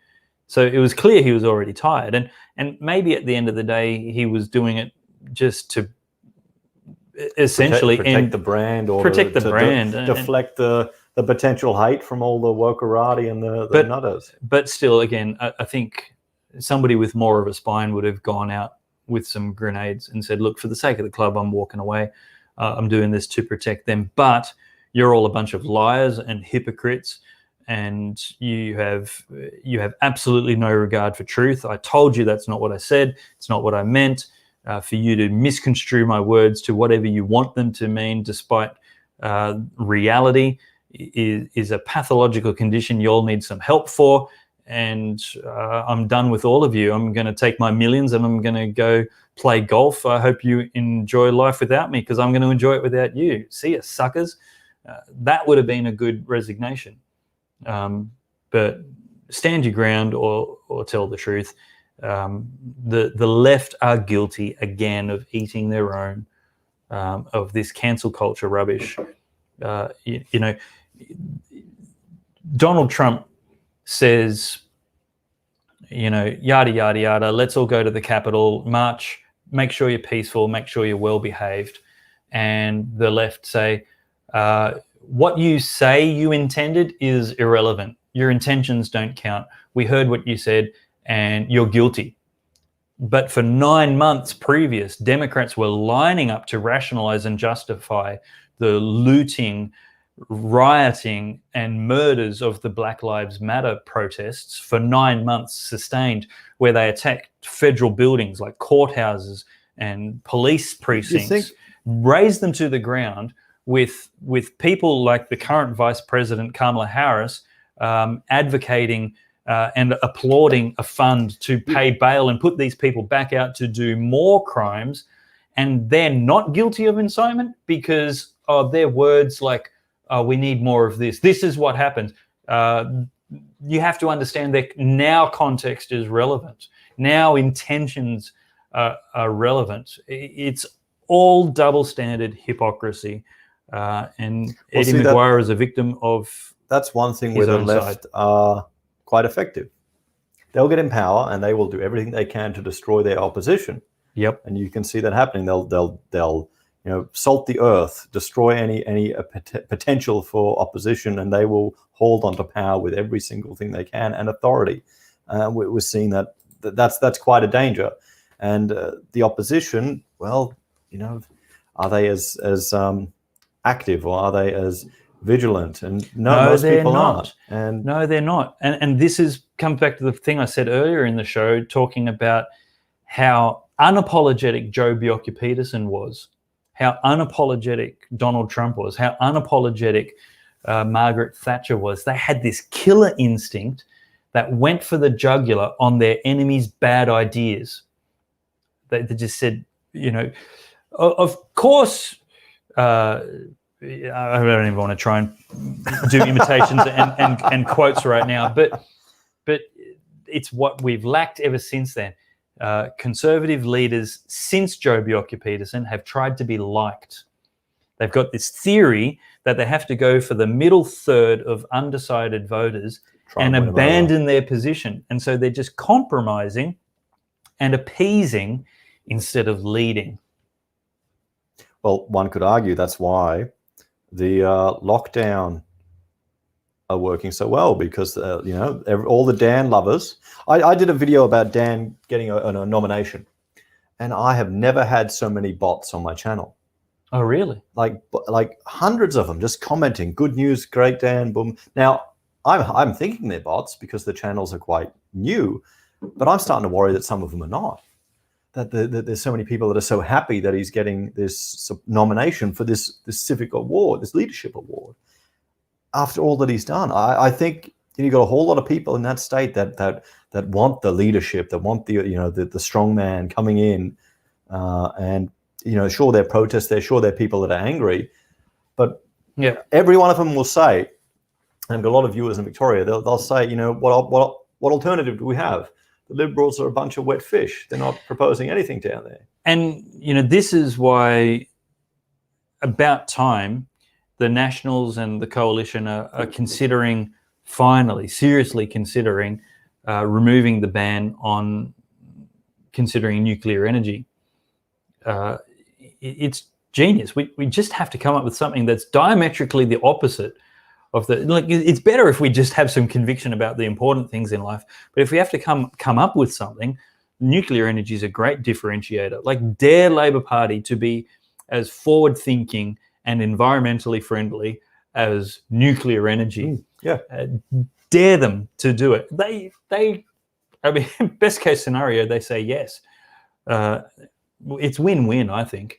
And in the same token, I actually think Christian values a really good campaign strategy for a conservative leader, because you can prosecute a really good argument intellectually. You don't need to quote scripture. It just makes sense. So how do you feel about ScoMo as a Christian leader? What's your rating of him? There's good ScoMo, there's bad ScoMo. It depends on the day, it depends on the decision. He is a transactional politician. He does what's good for his career and what's good for his that's a very good description. long-term prospects. He's in some respects, a mini John Howard, in that his appeasement does work to form a broad consensus, but he's extravagantly generous to the left. When he won the election, he had a mandate to do as he wanted, and he could have appointed Andrew Hastie and Amanda Stoker and other really strong conservatives to the ministry, and had an equal balance of conservatives and moderates, but he didn't. He was heavily biased towards the left of the party.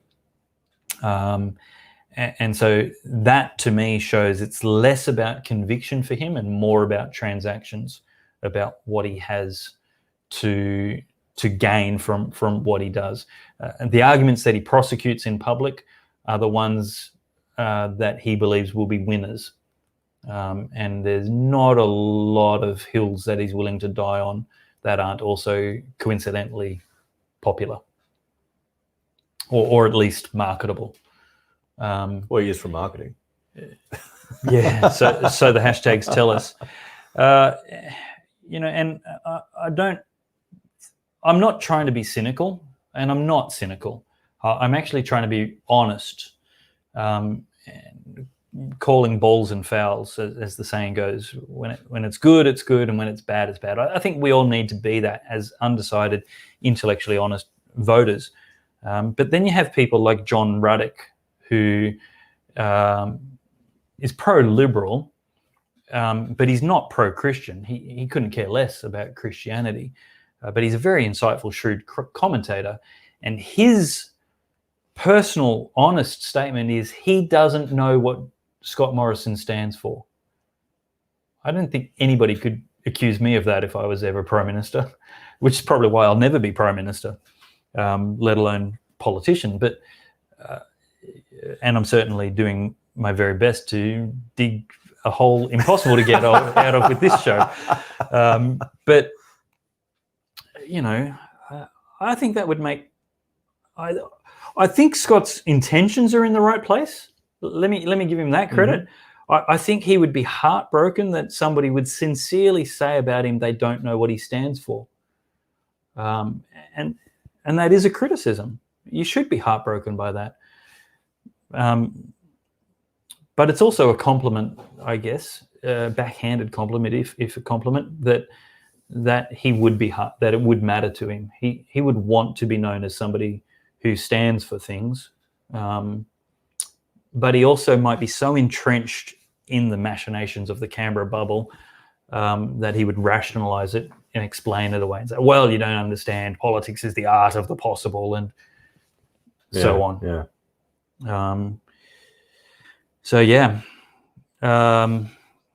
Cross-eyed one. With all due respect, the comment is, our PM is too heavily influenced by his lefty mentor, Mr. Hillsong. That's a stupid thing to say. I mean, you have to substantiate that. It's such a dumb criticism. You're talking about Brian Houston, I assume. And again, it's cheap. It's a cheap shot. I think this is a better comment from Mr. Psychodelic. ScoMo staying close to the Overton window. I think that's hitting the nail on the head. Yeah, that's it. Right, go. Yeah, yep. I think you're right, though.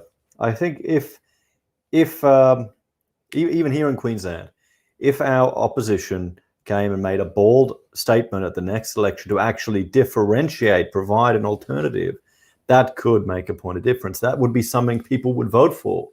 That might be enough, because they didn't feel like they did that at the last election at all. Right. And that's why there's hardly any difference between the two parties, it feels like. So we need, maybe, honestly, the LA Liberals need, well, here in Queensland, they've had a lot of terms in opposition, so they've got nothing to lose.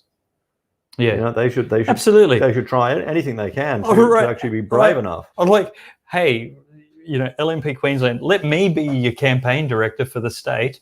What have you got to lose? I mean, seriously, you're 35 years in the wilderness with the occasional flash in the pan. You've proved you don't know how to win elections. The worst you could do is more of what you already do. But you have to change. You have to change something. YouTube official says the hardest I've seen Morrison was against Craig Kelly and the Australian Post CEO. The Greens and Labor Party get a free pass from Morrison. Yep, that's also fair. So wonderful. Well, what do you think? We should get close to start wrapping this up? I think so. I think we've had a nice chat. It has been great. Thank you. It's good catching up again. It's been a while. Again, I am so sorry you drove through the storms and the rain and everything to get here. I had aquaplaning on the car. Trees were coming down. You know, it was dangerous. Dogs running from the thunder across the front of the car. Yeah, I'd like 5 groups of people try to mug me. I had to drive through them. It's like speed bumps. Yeah, zombie apocalypse. Who would have known the basement of St. Mary's was such a perilous destination? It was such a dangerous journey. I was very brave. He turned up on my doorstep and I'd forgotten he was coming. He's wet and bedraggled. Oh, no, I'm that important. No one remembers me. Well, my excuse is that I was preparing for you at the Church and State Summit. So final plug for that before we start heading away tonight. One of the other differentiating policies that we could go hard on at an election is Matt Canavan's policy, pet policy of income splitting for families. So if there's a husband earning $100,000 a year and a wife who's a full-time stay-at-home mum, then the household is taxed on $100,000 or $50,000 between the two adults, as opposed to a really high marginal rate for one person, and the other person's not paying any tax at all because they're not earning anything at all.